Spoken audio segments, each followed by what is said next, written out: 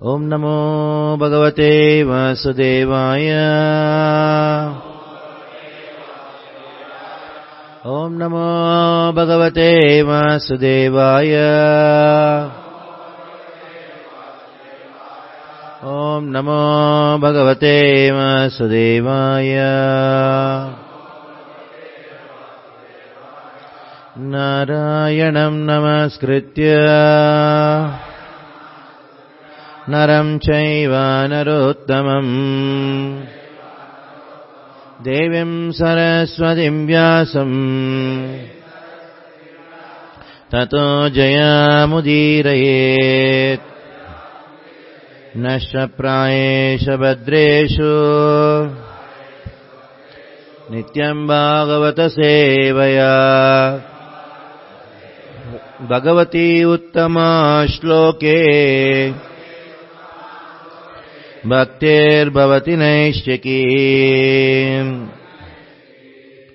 ओम ज्ञानविरन्दस्य ज्ञानाञ्जनशलाकया चक्षुरोन्मिलितं येन तस्मै श्रीगुरवे नमः। श्रीचैतन्यमनोभीष्टं स्थापितं येन भूतले स्वयं रूप कदा मह्यं ददाति स्वापदान्तिकम्। वन्देऽहं श्रीगुरौ श्रीयुतापदकमलं श्रीगुरुन् वैष्णवांश्च। श्रीरूपं साग्रजातं सहगणा रघुनाथान्वितं तं सजीवं साद्वैतं सावधूतं परिजनसहितं कृष्णचैतन्यदेवं श्रीराधा कृष्णपादान् सहगणा ललिता श्रीविशाखान्वितांश्च। नमो विष्णुपादाय कृष्णप्रेष्ठाय भूतले श्रीमते भक्तिवेदान्त स्वामिनिति नामिने। नमस्ते सारस्वते देवे गौरवाणी प्रचारिणे निर्विशेष शून्यवादी पाश्चात्यदेशतारिणे। नमो विष्णुपादाय कृष्णप्रेष्ठाय भूतले श्रीमते भक्तिसिद्धान्त सरस्वतीनिति नामिने। श्रीवार्षवानवी देवी दयिताय कृपाब्धये विश्वसम्बन्धविज्ञान दायिने प्रभवे नमः। माधुर्योज्ज्वलप्रेमाढ्य श्रीरूपानुगा भक्तिदा श्रीगौरा करुणाशक्ति विग्रहाय नमोऽस्तुते। नमस्ते गौरवाणी श्रीमूर्तये दीनतारिणे रूपानुगा विरुद्धाप सिद्धान्तद्वान्तहारिणे। नमो गौरकिशोराय साक्षाद्वैराग्यमूर्तये विप्रलम्बारसाम्बोधे पादाम्बुजायते नमः। नमो भक्तिविनोदाय सच्चिदानन्दनामिने गौरशक्तिस्वरूपाय रूपानुगावरायते। गौराविर्भावभूमेस्त्वं निर्देष्टा सज्जनप्रियः वैष्णवसार्वभौम श्री जगन्नाथायते नमः। वाञ्छाकल्पतरुभ्यश्च कृपासिन्धुभ्य एव च पतितानां पावनेभ्यो वैष्णवेभ्यो नमो नमः। नमो महावदन्याय कृष्णप्रेमप्रदायते कृष्णाय कृष्णचैतन्य नाम्ने गौरत्विषे नमः। पञ्चतत्त्वात्मकं कृष्णं भक्तरूपस्वरूपकं भक्तावतारं भक्ताख्यं नमामि भक्तशक्तिकम्। हे कृष्णा करुणा सिन्धो दीनबन्धो जगत्पते गोपेश गोपिकान्त राधाकान्त नमोऽस्तुते।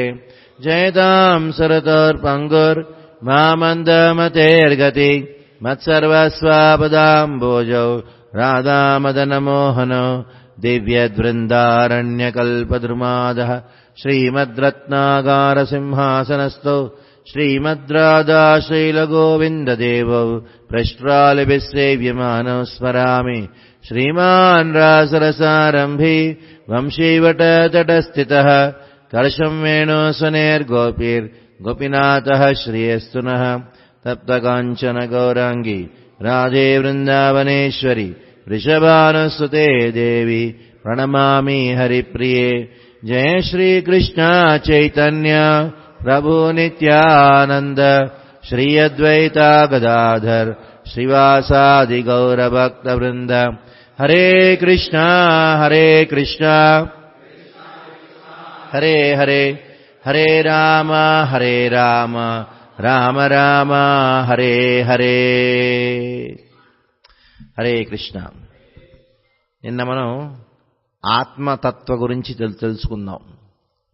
ఆత్మ అంటే ఏమిటి, దాని గురించి చెప్పుకునే ముందు నిన్న ఈ ఆత్మ యొక్క అస్తిత్వానికి ప్రమాణాల గురించి చెప్పుకుందాం.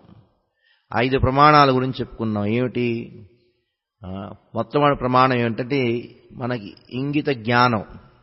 ఎవరికైతే కామన్ సెన్స్ అనేది ఉంటుందో వాళ్ళకి ఈ ఆత్మ అనేది ఒక విషయం ఉన్నది, ఒక తత్వం ఉన్నది అని తెలిసిపోతుంది. ఎట్లా? ఎప్పుడెవరో ఎవరన్నా మరణించారనుకోండి, మరణించినప్పుడు ఏం చెబుతాం? అతను పోయాడు అని చెబుతాం. పోయాడు అంటే ఎక్కడున్నాడు? శరీరం ఎక్కడ ఉందిగా, ఎక్కడ పోయాడు? ఎవరు పోయాడు? ఆ శరీరంలో ఉండే ఆత్మ ఎక్కడికో వెళ్ళింది అని చెప్పవచ్చు. ఇంకొకటి రెండోది ఏంటంటే తర్కంతో మనం చెప్పుకోవచ్చు, లాజిక్. ఈ చెయ్యి నాది అంటే ఈ చెయ్యి నేను, నీ చెయ్యి, ఈ 2 విడివిడి వస్తువులు. ఇది నా చెయ్యి కాబట్టి నేను నా చెయ్యి, ఆ రెండిట్లో భేదం ఉన్నది. నేను ఈ చెయ్యిని కాను, ఇది ఈ చెయ్యి నాది. అట్లాగే ఈ తల నాది కాబట్టి ఈ తల నేను, ఈ 2 భిన్న వస్తువులు. అట్లాగే ఈ నాది శరీరం, ఈ శరీరం నాది అంటే ఈ శరీరానికి నాకి తేడా ఉన్నది. నేను ఈ శరీరాన్ని కాను. ఎట్లాగోతే నేను ఇంట్లో ఉంటున్నా గాని నేను ఇల్లును కాదు, అట్లాగే నేను ఈ శరీరంలో ఉంటున్నా గాని నేను ఈ శరీరాన్ని కాదు. మనం అద్దంలో మన మొహం చూసుకున్నప్పుడు ఏం చేస్తాం? ఇది నేను అనుకుంటాం మన శరీరాన్ని. ఈ శరీరం నేను కాదు, దీన్ని దేహాత్మ బుద్ధి అన్నారు. ఈ దేహాన్ని ఆత్మగా భావించటానికి అటువంటి ఆ బుద్ధిని తామస బుద్ధి అన్నారు, అహంకారం అన్నారు. అహంకారం అంటే ఏదో కాదు, మన శరీరాన్ని ఆత్మగా భావించటాన్ని దేహాత్మ బుద్ధి అన్నారు, అహంకారం అన్నారు. కొంతమంది అంటారు కదా, ఈయన చాలా అహంకారం అంటే. అహంకారం ఆయనకే కాదు, మీకు కూడా ఉన్నది, అందరికీ ఉన్నది. ఎవరైతే ఈ శరీరాన్ని మననుగా భావిస్తారో వాళ్ళు అహంకారంలో, అజ్ఞానంలో ఉన్నారు. దీన్ని దేహాత్మ బుద్ధి అన్నారు. అహం మమ అనే అజ్ఞానం ఇది రెండో మాట. మూడోది ఏమిటి? మనకి అనుభవాలు జరుగుతాయి, సుఖం దుఃఖం, ఎన్నెన్నో భావనాల్ని అనుభవిస్తుంటాం. ఒకసారి కామం, ఒకసారి క్రోధం, సంతోషం. ఇవన్నీ ఏ ఎమోషన్స్ ఉన్నాయే, ఇవన్నీ మనం ఎందుకు అనుభవించగలుగుతున్నామంటే మనం హృదయంలో, మన శరీరంలో ఆత్మ అనేది ఉన్నది. మనం ఏదో రసగుల్లానో లడ్డూ తిన్నాం అనుకోండి, ఆ తీపి మిఠాయిలు తిని మనకు ఒక రకంగా ఆనందం అనిపిస్తుంది, సుఖంగా అనిపిస్తుంది. అదే ఒక చచ్చిపోయిన ఒక మనిషి ఆ శవం ఆ నోట్లో ఒక లడ్డు పెడితే దానికి ఏమైనా అనిపిస్తుందా? ఆ తీపి అనిపిస్తుందా? ఎందుకు అనిపించదు? ఆ శరీరంలో ఆత్మ లేకపోవటం వల్ల, చైతన్యం లేకపోవటం వల్ల. ఈ చైతన్యం ఉన్నదే అది ఆత్మ యొక్క లక్షణం. ఎట్లాగైతే బల్బు నుంచి లైట్ వస్తుందో అట్లాగే ఈ ఆత్మ నుంచి చైతన్యం అనేది ఒక తత్వం వస్తుంది. ఆ చైతన్యం అనేది ఈ శరీరం అంతా ప్రవహిస్తుందంట. ఎట్లా? రక్తంతో ప్రవహిస్తుంది. ఎక్కడైతే రక్తం ఉంటుందో అక్కడ చైతన్యం ఉన్నది. అంటే మన గోళ్ళు మనం కట్ చేస్తే మనకి ఆ తల్లో ఆ జుట్టు కట్ చేస్తే అక్కడ మనకి నొప్పి తగలదు. ఎందుకు? అక్కడ చైతన్యం లేదు కాబట్టి, రక్త ప్రవాహం లేదు కాబట్టి చైతన్యం లేదు. ఎక్కడైతే చైతన్యం ఉంటుందో అక్కడ మనకి సంతోషం, సుఖం, దుఃఖం, మంచి చెడు ఇటువంటి అనుభవాలు. చాలా ఎండగా ఉంది, చలిగా ఉన్నది, ఇవన్నీ అనుభవాలు ఎందుకు దొరుకుతాయి? మన చైతన్యం ఉంది కాబట్టి. మన శరీరంలో చైతన్యం ఉన్నది, ఆ చైతన్యం ఆత్మ యొక్క లక్షణం.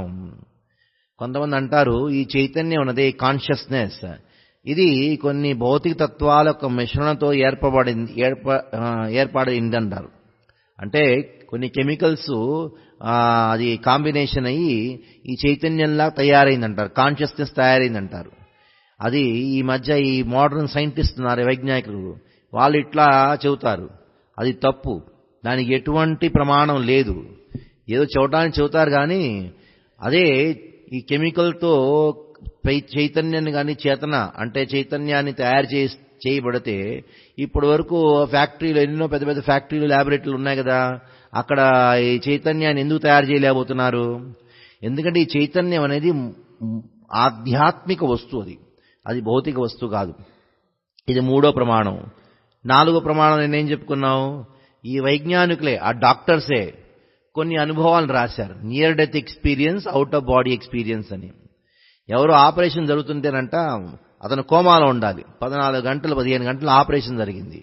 ఆ డాక్టర్ ఆ మత్తుచ్చి ఆ ఆపరేషన్ చేశాడు, ఓపెన్ హార్ట్ సర్జరీ చేశాడు. చేసిన తర్వాత ఆ పేషెంట్ చెప్పాడంట, నీ శరీరం నుంచి నీ బయటికి వెళ్ళి మీరు నా శరీరంలో ఏం చేస్తున్నారు అన్ని పై నుంచి చూశానని చెప్పాడంట. ఇదేంటి, ఒకళ్ళు కాదు అట్లా కాదు, ఎంతో మంది అటువంటి అనుభవాలను పొందిన వాళ్ళు ఉన్నారు. అంటే ఈ శరీరం బయటికి వెళ్ళిన వాడేవాడు, ఆ వెళ్ళి ఆ శరీరంతో ఏమి జరుగుతుంది అది చూసిన వాడెవరు? దీనివల్ల మనం చెప్పొచ్చు, ఈ శరీరానికి భిన్నమైన ఒక తత్వం ఉన్నది, ఆత్మ అనే. ఆ ఆత్మ ఈ శరీరంలో ఉంటుంది, ఉండి నానా ప్రకారైన కార్యకలాపాలకి అది కారకుగా ఉంటుంది అని చెప్పచ్చు. అది 5వ ప్రమాణం. ఎవరో చెప్పచ్చు, నాకు అనుభవంగా ఉండేది ఒక ప్రమాణం కావాలి, ఎవరికో ఎక్కడో ఏదో జరిగింది దాని గురించి చెబితే నాకు అర్థం కాదు, నేను స్వీకరించను, ఆత్మ ఉన్నది అని స్వీకరించను. ఆత్మ గురించి తెలియకపోవటమే కాదు, ఒక ఆత్మ అనే ఒక తత్వం ఉన్నదని స్వీకరించడం కూడా చాలా మందికి అది స్వీకరించట్లేకపోతున్నారు. ఆత్మ అనేది లేదంటారు. ఏదో శరీరం ఉంది, కొన్నాళ్ళ తర్వాత కొంతసేపు ఉంటుంది, కొన్ని రోజులు ఉంటాయి, కొన్ని సంవత్సరాలు ఉంటే తర్వాత పోతుంది, అంతే. మనం చచ్చిపోయిన తర్వాత అంతా మొత్తం అయిపోయింది, కథం అంటారు. అట్లా కాదు. ఈ మన పునర్జన్మ అంటే కిందటి జన్మలో ఉన్న అనుభవాలు మన స్వప్నాల్లో వస్తాయి. అంటే కిందటి జన్మ ఉన్నది, కిందటి జన్మ ఉందంటే ఈ జన్మకి ఆ కిందటి జన్మకి ఉండే ఆ సంబంధం ఏమిటి? ఆత్మ కిందటి జన్మ శరీరం నుంచి ఈ శరీరానికి వచ్చింది కాబట్టి ఈ ఆత్మ ఉంటేనే కిందటి జన్మ. మరొక జన్మ కూడా ఎందుకు? మరో జన్మ అంటే మన శరీరంలో ఉండే ఆత్మ ఇంకొక శరీరానికి వెళ్తుంది. ఈ స్వప్నాలు ఎన్నెన్నో ప్రమాణాలు ఉన్నాయి. మనకి ఎన్నెన్నో జన్మలెత్తాము అనే దానికి ప్రమాణాలు ఎన్నో ఉన్నాయి. పాస్ట్ లైఫ్ మెమరీస్ అంటే కిందటి జన్మలో జరిగిన సన్నివేశాలు మనకి ఈ జన్మలో గుర్తొస్తాయి. అంటే కిందటి జన్మ ఉన్నది, దానికి ఒక ప్రమాణం. ఈ కిందటి జన్మ ఉన్నది అంటే ఇప్పుడు ఈ ఆత్మ ఉన్నది, దానికి ఒక ప్రమాణం. నిన్న 5 ప్రమాణాల గురించి చెప్పుకున్నాం. ఇప్పుడు నిన్న 5 ప్రమాణాలు ఆత్మతత్వం గురించి చెప్పుకున్న తర్వాత ఈ శరీరాన్ని పోల్చాం. దేంతో పోల్చాం? ఓ కంప్యూటర్తో పోల్చాం. మీకు గుర్తుంటే ఈ కంప్యూటర్లో 2 తత్వాలు ఉంటాయి. ఏమిటది? Software, hardware. సాఫ్ట్వేర్ అన్నారు. ఈ హార్డ్వేర్ ఉందే, మన శరీరంలో ఈ పంచమహాభూతాలు ఉన్నాయి. ఏమిటది? పృథ్వీ, జల్, అగ్ని, వాయు, ఆకాశ్ అంటారు. అంటే ఈ భూమి, ఆప, అనల, వాయు, ఖం, ఈ పంచమహాభూతాలతో ఏర్పడిన ఈ శరీరాన్ని ఏమన్నారు? స్థూల భౌతిక శరీరం అన్నారు. అది హార్డ్వేర్తో మనం పోల్చాం. ఈ 3 తత్వాలు ఉన్నాయి. ఏమిటది? మనస్సు, బుద్ధి, అహంకారం. ఇది ఏమిటి? ఇది సూక్ష్మ శరీరం. ఈ సూక్ష్మ శరీరం ఉందే, దాన్ని సూక్ష్మ భౌతిక శరీరం. దీన్ని దేంతో పోల్చాం? సాఫ్ట్వేర్తో పోల్చాం. ఈ 2 ఉన్న కంప్యూటర్ పనిచేయదు. ఏది కావాలి? కరెంటు కావాలి. ఆ కరెంట్ ఏమిటి? చైతన్యం. ప్లగ్ పాయింట్ ఏమిటి? ఆత్మ. ఆ పెద్ద జనరేటర్, పవర్ హౌస్ ఉందే, ఎక్కడి నుంచో ఎలక్ట్రిసిటీ వస్తుంది, ఎలక్ట్రిసిటీ ఉంది, అదేంటిది? పరమాత్మ. అంటే ఈ మెదడు, మనస్సు, దానిలో తేడా ఉంది. నీ మనసు ఎక్కడుంది అంటే మనం ఇక్కడ అంటాం, ఇక్కడ ఉండేది మనస్సు కాదు, అది మెదడు, అది బ్రెయిన్. ఈ బ్రెయిన్, మనసు, ఈ రెండిట్లో తేడా ఉన్నది తెలియక ఈ డాక్టర్లు, ఈ వైజ్ఞానికులు అందరూ కన్ఫ్యూజ్ అయిపోతున్నారు. వాళ్ళు ఈ మెదడుని మనసు అనుకుంటారు, మనసునే మెదడు అనుకుంటారు. ఇంకో కన్ఫ్యూషన్, ఈ బౌద్ధ మతం వాళ్ళు, ఈ పాశ్చాత్య దేశ దార్శనికులు వాళ్ళందరూ ఈ మనసునే ఆత్మ అనుకుంటారు, ఆత్మనే మనసు అనుకుంటారు. ఈ ఆత్మ ఆధ్యాత్మికమైనది, మనసు సూక్ష్మతత్వమైన అది భౌతికమే. అది తర్వాత ఈ ఆత్మకి పరమాత్మ కూడా తేడా ఉందండి. ఆ రెండు ఆధ్యాత్మిక తత్వాలైన ఆత్మ పరమాత్మ రెండు ఒకటి కాదు. ఈ ఆత్మ పరమాత్మలో ఎప్పుడూ లీనం కాదు. దీని గురించి ఈ మధ్య కాదు, ఈ భారతదేశంలో ఉండే కొంతమంది వైదిక దార్శనికులు, ఫిలాసఫర్స్ ఇటువంటి మాటలు చెబుతుంటారు. ఈ ఆత్మ పరమాత్మ ఒకటే, మనం పరమాత్మ స్వరూపులం అంటారు. ఈ ఆత్మ పరమాత్మ అయిపోతుందంటారు. కొంతమంది ఈ ఆత్మ పరమాత్మలో లీనమైపోతుందంటారు. ఇవన్నీ తప్పు మాటలు. నిన్న దీని గురించి చెప్పుకుంటూ చావు సమయంలో ఏమవుతుంది, ఆ మృత్యు వచ్చినప్పుడు ఏం జరుగుతుంది, ఈ మృత్యు అంటే ఏమిటి, దాని గురించి చెప్పుకున్నాం. ఈ మృత్యు సమయంలో ఏమవుతుందంటే ఈ ఆత్మ ఈ శరీరం నుంచి ఇంకో శరీరానికి వెళ్తుందంట. ఎట్లా వెళ్తుంది? ఆ సూక్ష్మ శరీరంతో పాటు వెళ్తుంది. అంటే మనసు బుద్ధి అహంకారంతో దానికి ఆత్మ ఆ చుట్టుకొని ఆత్మని తీసుకొని ఇంకొక శరీరానికి ఆ సూక్ష్మ శరీరం తీసుకెళ్తుందంట. ఇక్కడ పడి ఉన్నది ఏమిటి ఆ శరీరం అంటే పంచమహాభూతాలతో ఏర్పడిన ఈ తయారైన ఈ శరీరం ఉంది, స్థూల శరీరం, అది మాత్రమే ఉన్నది. ఇప్పుడు మనకు చక్కగా తెలుసు స్థూల శరీరం, సూక్ష్మ శరీరం, ఆత్మ, పరమాత్మ. ఈ ఆత్మ యొక్క లక్షణాల గురించి మనం చెప్పుకున్నాం. ఆత్మ యొక్క లక్షణాలు ఎన్నో ఉన్నాయి, కానీ మూడు ముఖ్యంగా ఏమిటి? సత్, చిత్, ఆనంద. సత్ అంటే సనాతన్, దానికి జన్మ లేదు, మృత్యు లేదు. మనం జన్మించాం, మనం అంటాం నా ఈ జన్మ తేదీ అంటాం కదా, డేట్ ఆఫ్ బర్త్, ఇది నా బర్త్డే అంటాం. అది మన బర్త్డే కాదు, శరీరానికి బర్త్డే. ఇప్పుడు ఎవరికైనా చెప్పాలనుకోండి happy birthday to your body అని చెప్పండి. మనకి బర్త్డే లేదు. ఎందుకంటే న జాయతే మ్రియతే వా కదాచిత్ నాయం భూత్వా భవితా వానభూయ అజో నిత్య శాశ్వతోయం పురాణో నాన్యతే హన్యమానే శరీరే. భగవద్గీతలో భగవంతుడు అన్నాడు, నాయం భూత్వా భవితా వానభూయ. ఈ ఆత్మకి ఎప్పుడు జన్మ లేదు, నా మృత్యు లేదు. ఎప్పుడు ఆ మృత్యు అనేది ఆత్మ యొక్క లక్షణం కాదు, ఆ శరీరం. నహన్యతే హన్యమానే శరీరే.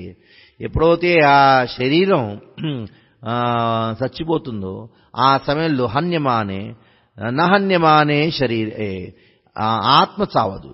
శరీరం చచ్చిపోతుంది కానీ ఆత్మ చావదు. ఒక విధంగా చూడాలంటే మన శరీరం ఎల్లప్పుడూ చచ్చిందే అండి. ఆత్మ ఆ శరీరం ఉండటం వల్ల జీవితంగా కనిపిస్తుంది అంతే. జీవిస్తున్నట్టు కనిపిస్తుంది శరీరం. ఈ మ్యాటర్ ఉందే, ఈ జడ పదార్థాలు ఉన్నాయి, భౌతిక తత్వం ఉందే, అది ఎల్లప్పుడూ నిర్జీవ పరిస్థితిలోనే ఉంటుంది. ఈ శరీరంలో ఆ జీవుడు ఉండటం వల్ల మనకు కనిపిస్తుంది, జీవిస్తున్నాడు అని కనిపిస్తుంది. శరీరం జీవిస్తున్న శరీరంలా కనిపిస్తుంది. అంటే శరీరం ఎప్పుడూ మరణించిన అవస్థలోనే ఉంటుంది. దాని తర్వాత మనం ఆఖరిలో చెప్పుకున్నాం ఏమిటి? ఇది ఒక్క సెంటెన్స్ అండి. మనం గుర్తుపెట్టుకుంటే, అది కనుక తెలుసుకుంటే ఈ ప్రపంచంలో ఉండి అన్ని సమస్యలకి సమాధానం ఏమిటది? నేను ఈ శరీరాన్ని కాను, నేను ఆత్మని, నీ ఆత్మస్వరూపుణ్ణి. తెలుగులో పారంపరికంగా ప్రవచనాలు చెప్తున్నప్పుడు ఎట్లా చెబుతారు? ప్రవచనం ఎట్లా ప్రారంభిస్తారు? ఆత్మస్వరూపుల్లారా అంటారు కదా. అనడానికే అది మొత్తం ఈ ఆత్మ ఏమిటో తెలియాలి కదా, ఆత్మస్వరూపుల్లారా అంటారు. కొంతమంది ఆసక్తి ఎట్లా అంటే ఈ ప్రపంచంతో మనం ఏం అంటామంటే చావు కదా రాని వచ్చినప్పుడు నా ఆత్మ వెళ్ళిపోతుంది, నా ఆత్మ పోని నేను ఇక్కడే ఉంటాను. మన ఆత్మ పోదండి. నేను ఆత్మగా ఈ శరీరాన్ని వదిలి ఏది మంచి ఏది చేసినా నా పరివారాన్ని వదిలి వెళ్ళిపోతా. అందుకని ఈ మృత్యు అనేది ఉందే, దాని గురించి విచారించాలి. ఇది ఒకే ఒక ఘటన మన జీవితంలో జరిగేది, అది ఖచ్చితంగా జరిగేది. మిగతా విషయాలు జరగవచ్చు, జరగకపోవచ్చు. మనకి ఒక ఉద్యోగం రావచ్చు, రాకపోవచ్చు. వచ్చిన తర్వాత ఆ ఉద్యోగం మన చేతుల్లో ఉండొచ్చు, ఉండకపోవచ్చు. వివాహం అవ్వచ్చు, అవ్వకపోవచ్చు. నా వ్యాపారంలో లాభాలు రావచ్చు, నష్టాలు కూడా రావచ్చు. అది ఎటువంటి ఏది ఖచ్చితంగా చెప్పలేదు, ఇది అవుతుంది అని చెప్పలేము. ఒకే ఒక ఘటన మనకి ఖచ్చితంగా అవుతుంది. ఏమిటది? అది మృత్యు. దాని గురించి ఆలోచించకుండా ఏదో అనిశ్చితమైన సన్నివేశాలు ఘటనల గురించి మనం ఏదో ఆశ పెట్టుకుంటాం. ఇది మన పొరపాటు. నిన్న దాని గురించి చెప్పుకున్నాం. ఏమిటి మన సమస్య ఏమిటి? ముఖ్యమైన సమస్య ఏమిటంటే మనకి సమయం వెళ్ళిపోతుంది. 30 ఏళ్ళు, 40 ఏళ్ళు, 50 ఏళ్ళు వచ్చేసినాయి. 55 కూడా వస్తుంది, 60 కూడా వస్తుంది, 70 కూడా వస్తుంది. ఇంత సమయం గడిచిపోతుంది కానీ మనకి ఇప్పటి వరకు ఆత్మసాక్షాత్కారం కలగలేదే. అది మన సమస్య. ఇప్పుడు మన జీవితంలో ఏదైనా ఎమర్జెన్సీ సిచ్యువేషన్ ఏమైనా ఉంటే, ఇప్పుడు మోస్ట్ ఇంపార్టెంట్ ఏదో అది ఏదన్నా ఉంటే భగవద్గీత చదవటం, సాక్షాత్కారాన్ని పొందడానికి ప్రయత్నించటం, ఇది ప్రయారిటీ. ఇది ముఖ్యమైన విషయం. మిగతా విషయాలు, మిగతా సమస్యలు సమాధానం చేసినా ఒకటి చేస్తే ఇంకోటి వస్తుంది, ఇంకో సమస్య వస్తుంది. ముఖ్యమైన సమస్య ఇది. దీన్ని గుర్తిస్తే మన బుద్ధివంతులం. సమయం వెళ్ళిపోతుంది. అందుకని ఈ ఆత్మసాక్షాత్కార ఆ విధిని మనం జాగ్రత్తగా స్వీకరించాలి అని నిన్న చెప్పుకున్నాం. ఇప్పుడు ఇవాళ ఈశ్వరుడు ఎవరు, ఈశ్వరుడు ఎవరో దాని గురించి చెప్పుకోవాలంటే 2 రోజులు పడుతుంది, ఇవాళ రేపు. ఎందుకంటే ఈశ్వరుడు ఎవరో దాని గురించి చెప్పుకోయే ముందు ఈశ్వరుడు ఉన్నాడా లేడా దాని గురించి చెప్పుకోవాలి. మీరందరూ భక్తులు కాబట్టి భావిస్తారా ఈశ్వరుడు ఉన్నాడు అని. అయినా ఈ కోర్సులో ఈ మాటలు ఎందుకు చెబుతున్నామంటే మన కోసమే కాదు, మీకు కోసమే కాదు, మీరు ఇది విని ఇంకొకరికి ఈ మాటలు చెప్పడానికి. మీరందరూ నేను విన్నాను, నిన్న ఒక బ్రహ్మచారి చెబుతున్నారు, సీనియర్ బ్రహ్మచారి చెబుతున్నారు, ఈ సాయంత్రం పూట జరిగే ప్రవచనాల్లో చాలా సీనియర్ డివోటీస్ని వస్తున్నారండి, 15 ఏళ్ల నుంచి భక్తులు, 18 ఏళ్ల నుంచి ఇక్కడ భక్తి చేస్తున్నారు, అటువంటి వాళ్ళు వస్తున్నారు. అదే అనుకున్నా, ఇది బేసిక్ కోర్సు కదా, 15 సంవత్సరాల నుంచి భక్తి చేసిన వాళ్ళకి ఇటువంటి చెవటం ఏమిటనుకున్నా. ఇది మీకు కూడా ముఖ్యమే. ఎందుకంటే ఈ మాటలు విని మనకి ఈ మాటలు తెలిసినా ఇంకొకళ్ళకి ఎట్లా చెప్పాలి అనే ఆ ఒక్క టెక్నిక్ మీకు తెలుస్తుంది.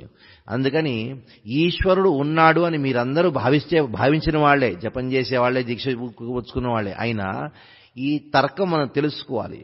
ఎందుకంటే నాస్తికుల సంఖ్య పెరుగుతుంది ఈ మధ్య.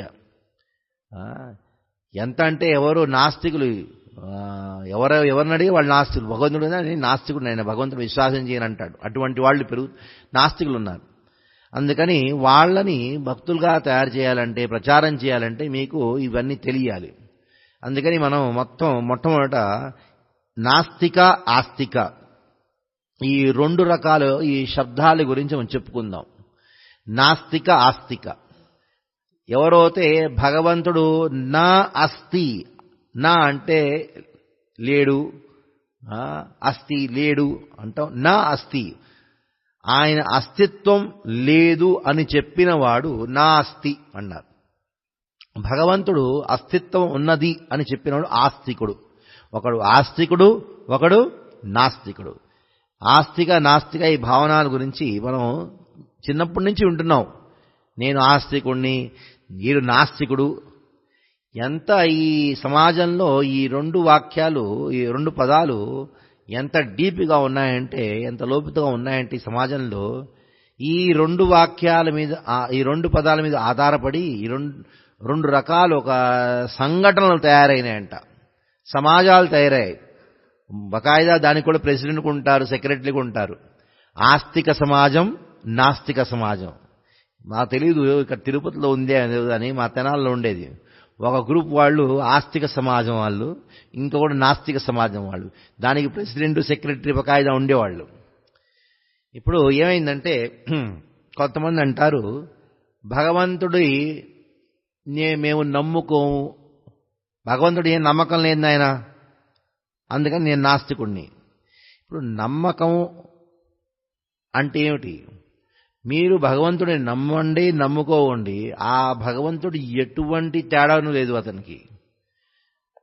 ప్రభుత్వం మీద నాకు నమ్మకం లేదు, మీరు నమ్మకం ఉన్నా లేకపోయినా ఆ ప్రభుత్వాన్ని ఆధీనంలోనే ఉన్నారు మీరు. ఓ జైల్లో ఉన్నాడు ఒకడు, అంటాడు నేను ప్రభుత్వాన్ని స్వీకరించనంటాడు.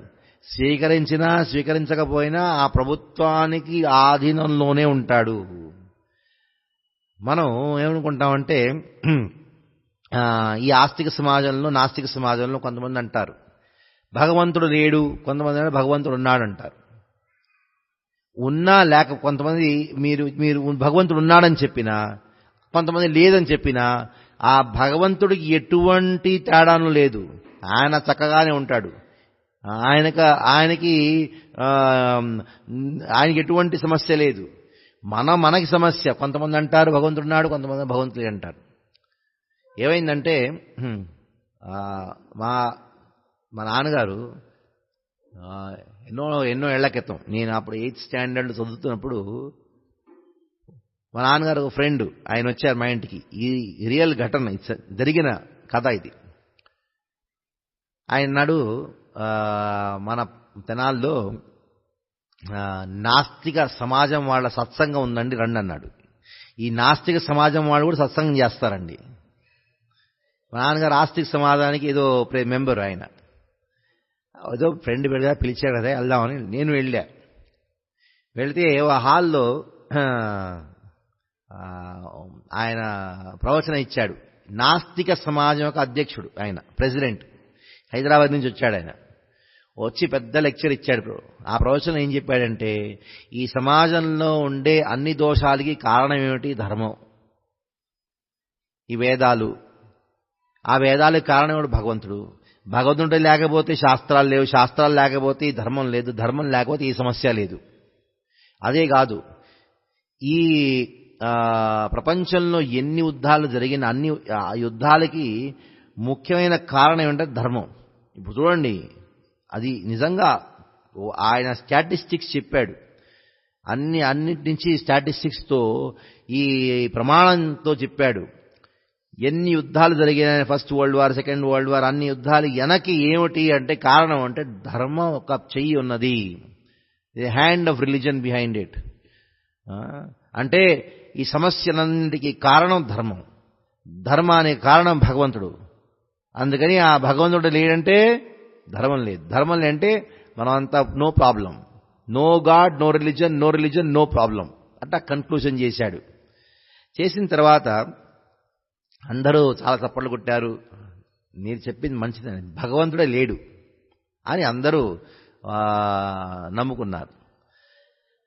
అది ప్రవచనం ఇచ్చిన తర్వాత మా నాన్నగారు వాళ్ళ ఫ్రెండ్, మా నాన్నగారు తీసుకొచ్చారు. నేను అక్కడే ఉన్నాను. ఆయన ఆ ప్రెసిడెంట్ ముందు మా నాన్నగారు అన్నారు ఆయనతో, మీరు చక్కగా చెప్పారండి, మీ ప్రవచనం విని నేను చాలా ప్రభావితుడయ్యాను. నేను నా ఆస్తిక సమాజ్ మెంబరు, ఆ మెంబర్షిప్ వదిలేసి నేను కూడా నాస్తిక సమాజ్ మెంబర్షిప్ తీసుకుందాం అనుకున్నాను. ఈయన ఈ ప్రెసిడెంట్, ఎవరు నాస్తిక సమాజానికి ప్రెసిడెంట్ అన్నాడు, వస్తుంటారు నన్ను చలు పొగుడుతూ ఉంటారు, నేను అది చెప్పాను ఇది చెప్పాను, నేను అంత చక్కగా చెప్పాను, అది ఏముందండి అంత భగవంతుడు వల్ల ఇవన్నీ జరుగుతున్నాయి అండి. ఒక గంట సేపు చెప్పాడు. అయితే నేను విన్నానండి, గంట సేపు భగవంతుడు లేదు. ఎందుకంటే కొంచెం ఒక సభ్య పురుషులు ఉంటారే, వాళ్ళు చాలా దైన్యతని, ఆ వినమ్రతని ఇట్లా చెబుతారు. అదంతా ఏమిటి, అదంతా ఆ దైవయుగం అంటారు. భగవంతుడు దయ. భగవంతుడిని మీద విశ్వాసం లేనివాడు కూడా ఈ మాటలు అంటాడు, అదంతా భగవంతుడి దయ అంటారు. అదంటే ఒక కల్చర్గా వచ్చేసింది మనకి. ఒక గంట సేపు చెప్పాడు భగవంతుడు లేడు అని. అందరూ ఆయన పొగడతో మొదలెడితే ఆయన ఆ వినమ్రత భావనాన్ని వ్యక్తీకరిస్తూ ఏం చెప్పాడు, అదంతా భగవంతుడిదేని, మనం చేసేది ఉందన్నాడు. ఇది నాస్తిక సమాజంలో. ఇప్పుడు చూద్దాం ఆస్తిక సమాజంలో ఏం జరుగుతుంది. ఈ ఆస్తిక సమాజం వాళ్ళు ఏం చేస్తారంటే, మకర సంక్రాంతి ఉంది, సంక్రాంతి రోజు పెద్ద పండగ వాళ్ళకి. ఇది యజ్ఞాలు యాగాలు చేస్తారు, చేసిన తర్వాత అన్నదానాలు చేస్తారు. అన్నీ చేసిన తర్వాత మధ్యాహ్నం పూట చక్కగా భోజనం చేసి అందరూ ఆ గుడిలో కూర్చున్నారు, వెంకటేశ్వర స్వామి గుడిలో కూర్చొని అక్కడ కొంతమంది 4-5 ఒక మీటింగ్ చేస్తున్నారు. దేని గురించి మాట్లాడుకుంటున్నారు? పాలిటిక్స్ గురించి మాట్లాడుకుంటారు. కొంతమంది ఒక గ్రూప్లో క్రికెట్ గురించి మాట్లాడుకుంటున్నారు. కొంతమంది ఒక గ్రూప్లో బిజినెస్ గురించి మాట్లాడుకుంటున్నారు. కొంతమంది ఆడవాళ్ళు కూర్చొని ఎవరి పిల్లవాడికి ఇవ్వాలని దాని గురించి మాట్లాడుకుంటున్నారు. ఏముంది, అక్కడ బాలాజీ నించున్నాడు, వెంకటేశ్వర స్వామి చూస్తున్నాడు, నా గురించి ఎవరు మాట్లాడుకోలేదే. వాళ్ళందరూ మీరెవరంటే ఆస్తిక సమాజం అండి, ఆ భగవంతుడు ఉన్నాడు. ఎక్కడే ఉన్నాడు అక్కడే ఉండనండి, మనకేం దాంతో సంబంధం, ఆడితో సంబంధం. ఉన్నాడు, భగవంతుడు ఉన్నాడు అని స్వీకరించటం మాత్రంతో ఎవడో ఆస్తికుడు కాడు. భగవంతుడు లేడు అన్నంత మాత్రంతో ఎవడు నాస్తికుడు కాదు. ఒక అబ్బాయి చెప్పాడండి, ఎట్లా ఉన్నావు, ఇంట్లో అందరూ అన్నారా, నాన్నగారు మాట వింటావా? నాన్నగారు మాట విననండి, మా నాన్నగారు ఉన్నారు అని భావిస్తా. ఇదేమిటి, నాన్నగారు ఉన్నారని భావిస్తా, ఆయన మాట వింటావా? ఆయన మాట ఉన్నారండి మా నాన్నగారు, దాని గురించి అడగట్లా. నాన్నగారు ఉన్నారా లేదా దాని గురించి మాట్లాడొద్దు, మీ నాన్నగారు మాట వింటున్నావా దాని గురించి మాట్లాడుకో. అందుకని ఈ ప్రపంచంలో ఆస్తికులు నాస్తికులే, నాస్తికులు నాస్తికులే. నాస్తికులంటే ఏమిటి, ఆస్తికులంటే ఏమిటి? వాళ్ళు ఏం చెబుతారు, భగవంతుడు ఉన్నాడు ఆయన. మీరు భగవంతుడు ఉన్నాడు అని స్వీకరించటంతోనే ఆస్తికుడి కావు. ఆ భగవంతుడు చెప్పిన మాటని అర్థం చేసుకొని మన జీవితంలో ఆ మాట విని ఆచరణ చేసి అప్పుడు ఆస్తికులు అవుతాం. భగవంతుడు ఉన్నాడా లేదా అది ప్రశ్న కాదు. ప్రశ్న భగవంతుడు ఉన్నాడా లేదా అది కాదు ప్రశ్న. భగవంతుడు చెప్పిన మాట మనం వింటున్నావా, విని ఆయన చెప్పిన మాటకి అనుసారంగా మన జీవితాన్ని గడుపుతున్నావా, అది క్వశ్చన్. ఇది ఆస్తిక నాస్తిక. ఏమైందంటే ఈ భగవంతుడు లేడు అనే ఒక ధారణ, నాస్తిక భావన ఎక్కడి నుంచి వచ్చిందంటే ఏదో ఈ మధ్య వచ్చింది కాదు. ఆ సృష్టి భగవంతుడు సృష్టించిన సమయం నుంచే ఈ నాస్తిక భావన కలిగిందంట. బ్రహ్మదేవుడిని సృష్టించాడు, బ్రహ్మదేవుడు ప్రకటించిన అదే సమయంలో మధు కైటవ అనే ఇద్దరు రాక్షసులు పుట్టారంట. ఆ భగవంతుడి చెవి నుంచి మురిగిపడింది, అక్కడి నుంచి మధు కైటవ అనే ఇద్దరు రాక్షసులు వచ్చారు. ఆ రాక్షస భావన ఏమిటంటే వాళ్ళు చూశారు ఈ భగవంతుడి నుంచి మేము వచ్చాం, ఏం చేశారు, ఈ భగవంతుడిని చంపాలి అనే ఆ భావన జరిగింది. చంపాలంటే యుద్ధం చేయాలి, తపస్సు చేశారు వీళ్ళిద్దరు. తపస్సు చేస్తూ చేస్తూ భగవంతుడు ప్రకటించాడు, ప్రత్యక్షమై అడిగారు ఏం కావాలంటే. ఈ మధు కైటవ ఇద్దరు రాక్షసులు అడిగారు, మాకు 3 వరాలు కావాలి నాన్న. ఏమిటా వరం అంటే, మొట్టమొదటి మీతో యుద్ధం చేయాలన్నారు, తథాస్తు అన్నాడు కృష్ణుడు. మరొకటి మీతో యుద్ధం చేయటానికి ఆ శక్తి కూడా నాకు ఇవ్వన్నాడు. చూడండి. మూడోది తథాస్తున్నాడు. మూడోది ఎక్కడైతే ఈ పృథ్వీ జల అగ్ని వాయు ఆకాశ్ భూమి ఆపహ అనల వాయు ఈ పంచమహాభూతాలు మనసు బుద్ధి అహంకారం అంటే ఈ ప్రకృతి అష్టదా అన్నాడు భగవంతుడు. ఈ స్థూల భౌతిక తత్వాలు సూక్ష్మ భౌతిక తత్వాలు ఎక్కడ ఒకటి ఉంటాయో అక్కడ మీరు మమ్మల్ని చంపకూడదు. ఈ మూడో కండిషన్. ఈ మూడో కండిషన్ జాగ్రత్తగా వినండి. ఈ మధు కైటబ ఈ రాక్షసులకి ఎటువంటి విశ్వాసం అంటే ఆధ్యాత్మికత అనేది ఏమీ లేదు. అస్తిత్వంలో మన ప్రత్యక్షంగా కనిపించేవి 8 పదార్థాలు మాత్రమే, భౌతిక తత్వాలు మాత్రమే, ఆధ్యాత్మికత అనేది లేదు. భగవంతుడు కనుక మనం చంపితే ఎక్కడ ఈ 8 ధాతువులు ఉంటాయో అక్కడే మనం చంపగలడుగా.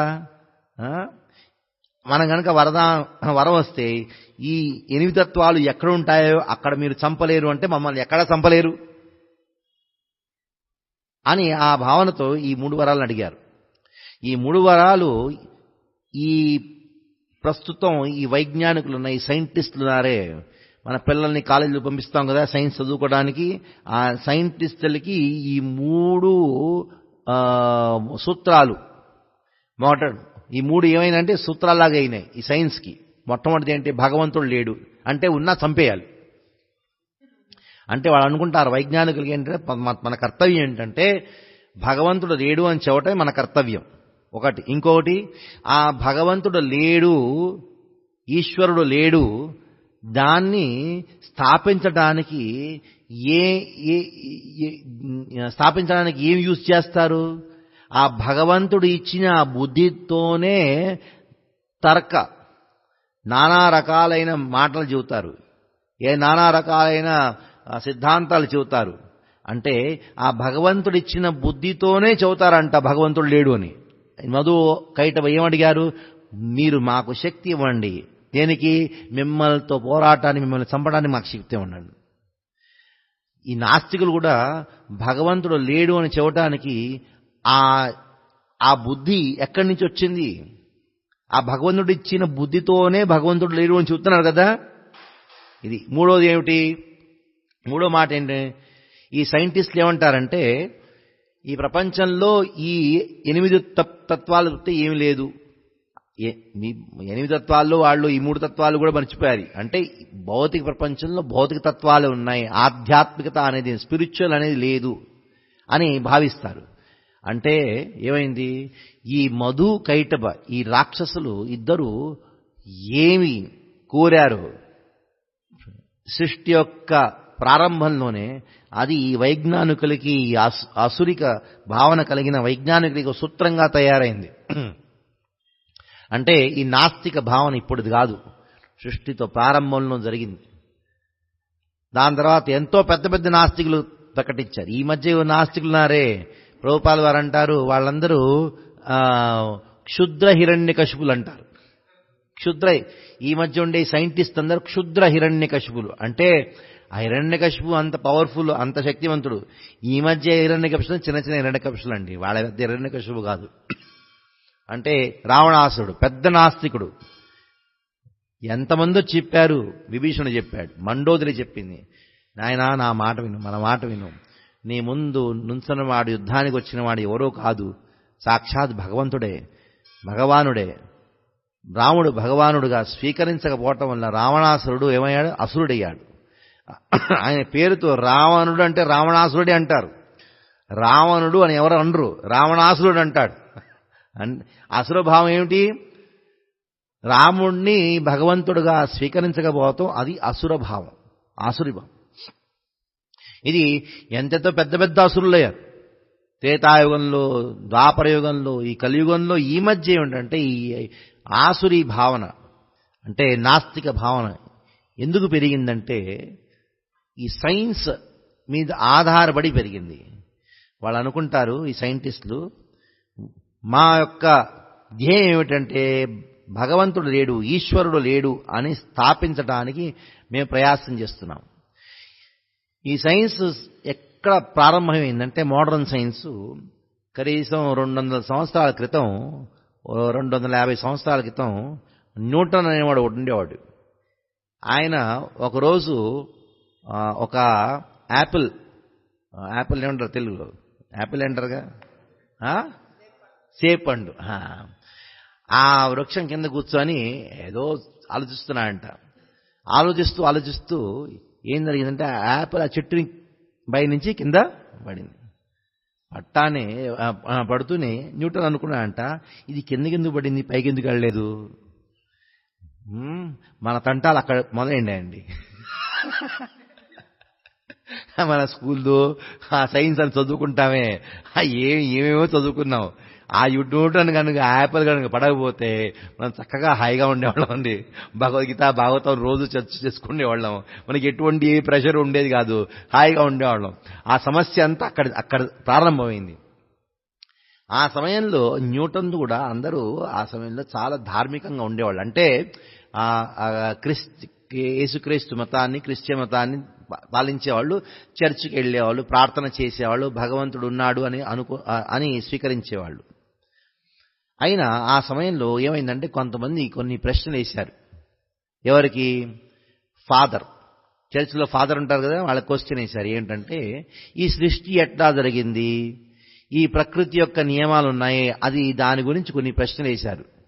ఈ ప్రకృతికి సంబంధించినవి, ఈ ఋతువులు ఎట్లా మారుతూ ఉంటాయి, ఎందుకు మారుతాయి, సూర్యోదయం అవుతుంది, అస్తం అవుతుంది, సూర్యుడి మధ్యలో ఉన్నాడా, భూమి మధ్యలో ఉన్నాడా, భూమి స్వరూపం ఏంటి, ఆ సూర్య స్వరూపం ఏంటి, ఈ గ్రహాలు ఏమిటి, దాని గురించి కొన్ని క్వశ్చన్స్ అడిగితే వాళ్ళు ఆ ఫాదరు బైబిల్లో దానికి అటువంటి ప్రశ్నకి ఒక నిజమైన బుద్ధికి సంతృష్టి పడేలాగా అటువంటి జవాబు లేకపోవటం వల్ల వాళ్ళు ఏం చెప్పారంటే, సోమవారం భగవంతుడు ఇది సృష్టి చేశాడు, మంగళవారం ఇది చేశాడు, బుధవారం ఇది చేశాడు.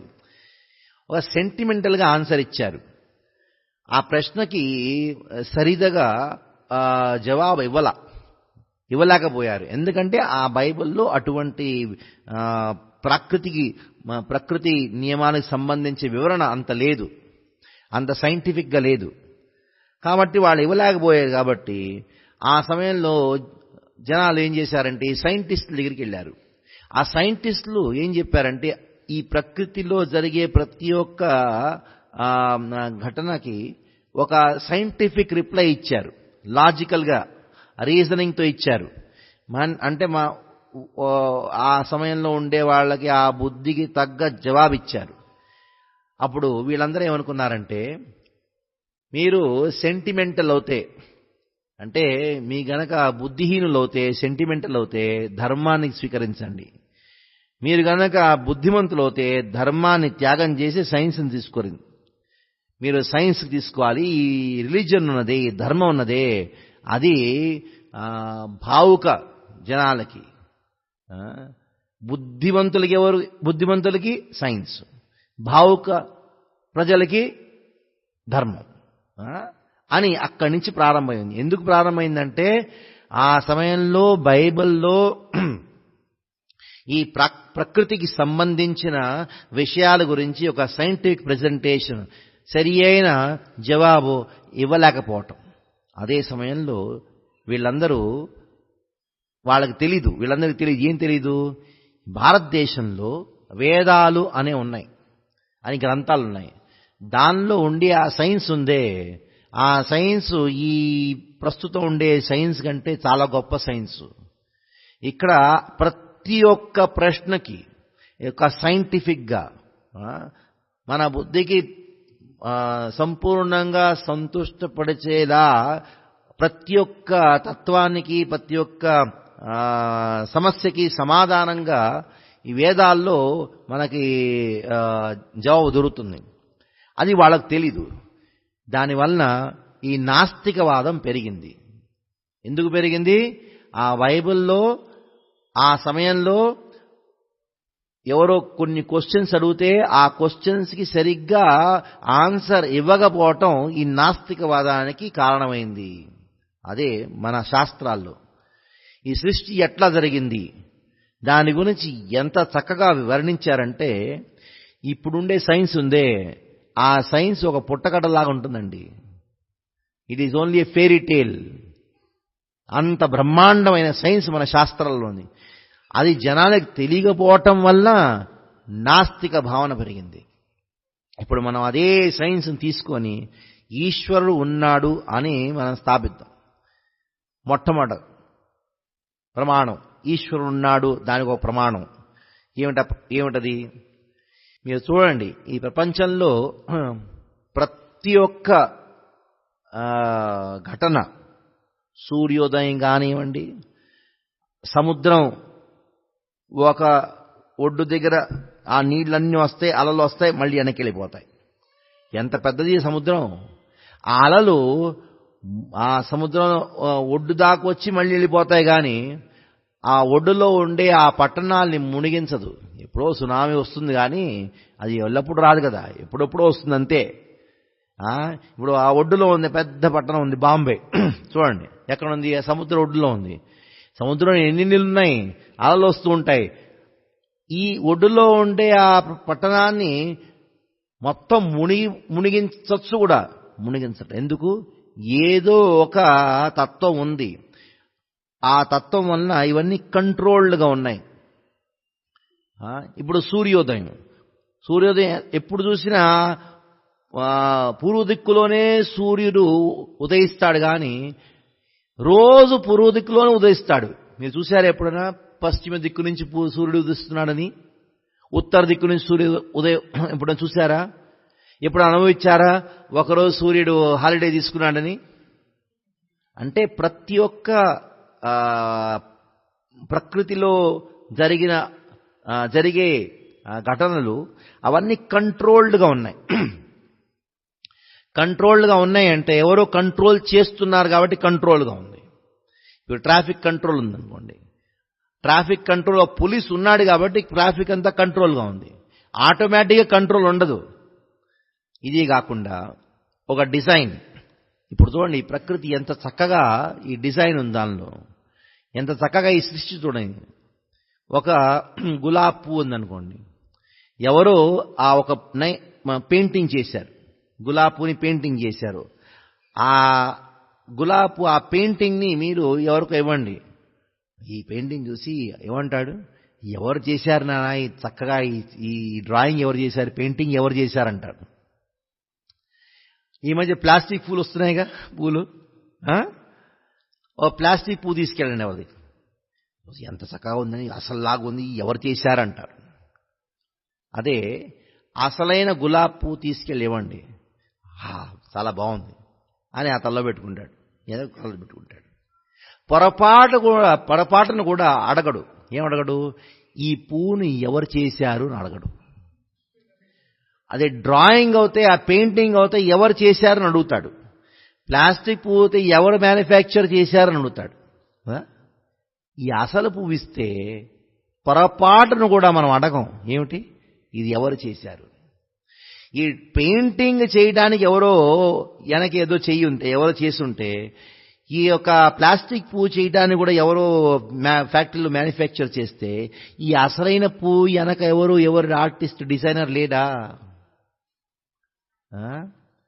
చూడండి ఎన్నెన్నో అద్భుతమైనది మన ప్రకృతిలో, అద్భుతమైన విషయాలు ఉన్నాయి. దాని వెనక ఎవరో డిజైనర్ ఉన్నారు, ఎవరో ఆర్కిటెక్ట్ ఉన్నాడు, ఎవరో దాన్ని ఊహించారు. ఇట్లా ఆయన కల్పన వలన ఇవన్నీ జరిగినాయి. ఇది రెండోది.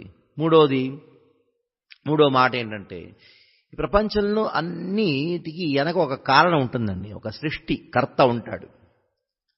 మీరు మీ ఇంట్లో వంట వండారు, ఎన్నో కూరగాయలు వండారు, పచ్చళ్ళు వండారు, పిండి వంటలు ఉన్నాయి. మీ ఇంట్లో ఎవరో వస్తారు, మీరు ఆ ప్లేట్ పెడతారు, చక్కగా తింటున్నారు. మీ ఫ్రెండ్ వచ్చాడు, ఆయన కూడా ఒక ప్లేట్ ఇచ్చారు. ఆయన తింటూ మిమ్మల్ని అడుగుతారు, ఏమడుగుతారు, ఇంత చక్కగా ఉందండి, ఇంత బాగుంది, అద్భుతంగా ఉంది, ఈ పిండిలో ఉంటే ఎవరు వండారు? ఆయన అంటాడు, ఎవరు వండటం ఏమిటి, అక్కడ కిచెన్ ఉంది కదా, వంట ఇల్లు ఉంది కదా, ఆ వంట ఇల్లులో ఏదో శబ్దాలు వస్తాయంట, డంగ్ డంగ్ డంగ్ డంగ్ శబ్దాలు వస్తాయంట. ఆ శబ్దాలు వస్తాయంటే ఆటోమేటిక్గా తయారైపోతుందంట. ఎందుకంటే అతను ఎప్పుడు వంటింటికి వెళ్ళి చూడాల ఏం జరుగుతుంది. ఏదో వంటింటి శబ్దాలు వస్తుంది, ఢాంగ్ అని శబ్దం వస్తుంది, అది వస్తుంది శబ్దం. ఆ శబ్దాలు వస్తుంది, ఆటోమేటిక్గా ఈ ప్లేట్ తయారొచ్చేస్తుందంట. అతని భార్య అంటుంది, ఆటోమేటిక్గా వస్తుందా, నువ్వు రేపు వండు తెలుస్తుంది నీకు. ఏది ఆటోమేటిక్గా రాదండి, తానుగా ఏ వస్తువు రాదు. ప్రతి ఒక్క వస్తువుని, ఈ వస్తువు వెనక ఒక నిర్మాత ఉంటాడు.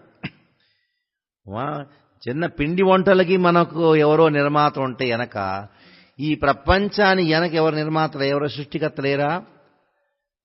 ఈ మోడర్న్ సైన్స్, ఈ సైంటిస్టులు ఏమంటారంటే, ఈ ప్రపంచం అంతా ఎట్లా వచ్చిందంటే ఒక పెద్ద బాంబులాగా పేలిందంట, బిగ్ బ్యాంగ్ అంట. ఆ బిగ్ బ్యాంగ్ థియరీ అంటారంట. ఆ బిగ్ బ్యాంగ్ థియరీ ఆధారంతో వాళ్ళు చెబుతారు, ఒక పరిస్థితి ఉండేదంట. ఏమిటది? మనకు కనిపించని పరిస్థితి, కనిపించని తత్వం, దాని బ్లాక్ హోల్ అన్నారు. అది ఏమిటంటే ఇన్ఫైనైట్ టెంపరేచర్, ఇన్ఫైనైట్ డెన్సిటీ అంట, జీరో వాల్యూమ్, ఇన్ఫైనైట్ మాస్ అంట. ఏదోదో చూస్తుంటారు, మనకు అర్థం కాని విషయాలు చూస్తుంటారు. ఎందుకంటే వాళ్ళకి అర్థం లేదు కదా, వాళ్ళకి అర్థం కాని విషయం మనకు అర్థం లేకుండా చెబుతారు. సైన్స్ అంటే ఏమిటి? ఎవరికి అర్థం కాని విషయాన్ని చెప్పుకోవటాన్ని సైన్స్ అంటారు. అది చెప్పేవాడికి అర్థం కాదు, వినేవాడికి అర్థం కాదు. ఆ చెప్పేవాడు ఎట్లా చెబుతాడంటే నాకేదో అంత అర్థమైందని చెబుతాడు, ఆ వినేవాడు కూడా తలుపుతాడు, అర్థమైందని తలుపుతాడు. మన ఈ సైన్స్ చదివే వాళ్ళకి అన్నీ తెలుసు, ఎలక్ట్రిసిటీ ఎలక్ట్రానిక్స్ చదివే వాళ్ళకి అందరికీ తెలుసు. ఏదో ఈక్వేషన్లో ఏదేదో చేస్తుంటారు కానీ అది ఏమిటో వాళ్ళకే తెలియదు. నిజం చెప్పాలి, నేను చెప్పగలను, ఎందుకంటే అవన్నీ చదివే కదా తెలుసు. ఒకసారి మా ఇంజనీరింగ్లో ఎలక్ట్రిసిటీ ప్రొఫెసర్ని అడిగా, కొన్ని క్వశ్చన్స్ అడిగితే ఆడనాడు ఇవన్నీ ఏం అడగద్దు, నేను చెప్పిన సమ్స్ ఉన్నాయి, ప్రాబ్లమ్స్ ఉన్నాయి, చేసుకొని నీకు మంచి మార్కులు వస్తే తర్వాత పాస్ అయ్యి వెళ్ళిపో అన్నాడు. దాని గురించి ఏం అడగద్దు.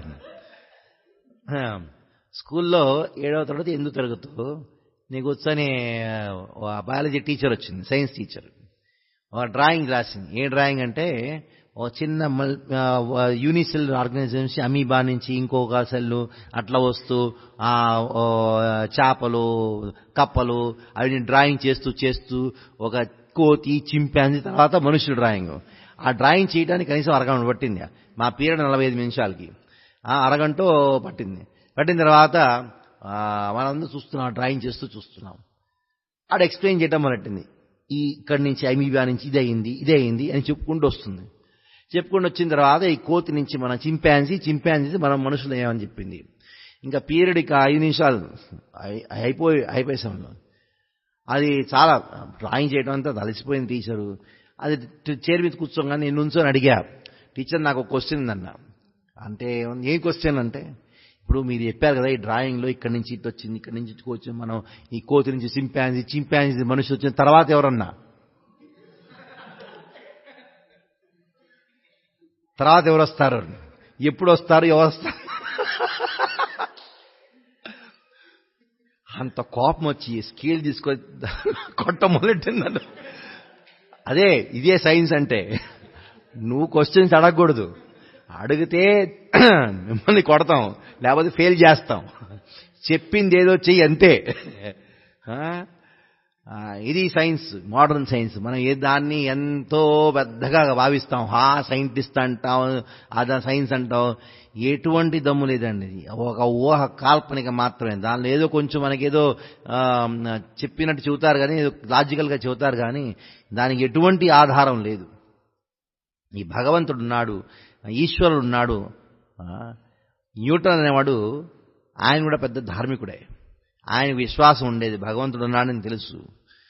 అయినా అతనికి ఒక మిత్రుడు ఉండేవాడు న్యూటన్కి. ఆ మిత్రుడు నాస్తికుడు. న్యూటన్ అనుకునేవాడు, ఈ నా మిత్రుడు నాడి నాస్తికుడు, ఇతనికి భగవంతుడు ఉన్నాడు అని నచ్చజెప్పాలి అని ఒకరోజు ఏం చేశాడంటే ఆ న్యూటన్ను ఆయన మిత్రుడిని పిలిచాడు. తన మిత్రుడిని పిలిచాడు. ఆ ఇంటికి పిలిస్తే ఆ ఇంట్లోనే పెద్ద ప్రయోగశాల అంటే ల్యాబొరేటరీ ఉంది. అక్కడ తీసుకెళ్ళి ఆ న్యూటన్ ఏం చేశాడంటే ఒక పెద్ద ఒక స్టీరింగ్ లాగా ఒక దాన్ని తిప్పాడు, కర్రలాగా ఉంటే అది తిప్పుతూ ఉంటే ఆ న్యూటన్ మిత్రుడు చూశాడంట. ఏం చూశాడంటే అక్కడ పెద్ద ఆ భౌగోళిక సంబంధించిన ఒక వ్యవస్థ, ఒక మోడల్ ఉందంట. మధ్యలో సూర్యుడు, అన్ని గ్రహాలు. ఆ మోడల్ ఎట్లా తయారు చేశారంటే అది తిప్పంగానే అవన్నీ తిరుగుతున్నాయి. ఎట్లా తిరుగుతున్నాయి, ఎట్లా సూర్యుడు చుట్టూ భూమి, మర్క్యూరీ, బుధుడు, శుక్రుడు తిరుగుతారే అట్లా తిరుగుతున్నాయంట. రొటేషన్ జరిగిందంట. ఈ మోడల్ని చూసి ఆ న్యూటన్ మిత్రుడు చాలా ఆశ్చర్యపడిపోయి అన్నాడంట న్యూటన్తో, ఈ భూగోళిక వ్యవస్థ ఉన్నదే, కాస్మాలజీ ఉన్నదే, ఈ యొక్క మోడల్ని ఎవరు తయారు చేశారనంట. న్యూటన్ అంట, నేను ఏదో ఎక్స్పెరిమెంట్ చేస్తూ నాకు నిద్ర వచ్చింది, నేను పడుకున్నాను. ఉన్నట్టుండి రాత్రిపూట ఏదో పెద్ద బ్లాస్ట్ జరిగింది, ఒక బాంబు పేలినట్టు అయింది, ఒక టపాకాయలు పేలినట్టు అయింది. నేను వచ్చి చూస్తే అది ఆటోమేటిక్గా ఇవన్నీ తయారైందండి. న్యూటన్ మిత్రున్నా అంట, ఆటోమేటిక్గా ఎట్ట అవుతుందండి, ఎవరో చేస్తుంటారు, ఎవరు చేశారు చెప్పు, నువ్వే చేసుంటావు. న్యూటన్ అంటే నే లేదన్నాడు. 2-3 సార్లు అన్న తర్వాత న్యూటన్ అన్నాడంట, నేను ఇది ఒక పెద్ద బాంబు పేలిన తర్వాత ఇది ఆటోమేటిక్గా వచ్చిందని చెబితే మీకు అటు విశ్వాసం లేదే. ఈ మోడల్ ఈ ప్రపంచానికి ఒక మోడల్ మాత్రమే. అది ఒక పెద్ద బాంబు పేలితే పేలిన తర్వాత ఇది వచ్చిందంటే మీరు దాని గురించి నమ్మకం లేదు. దీని వెనక ఏదో ఎవరో తయారు చేశారని చెబుతున్నారు కదా.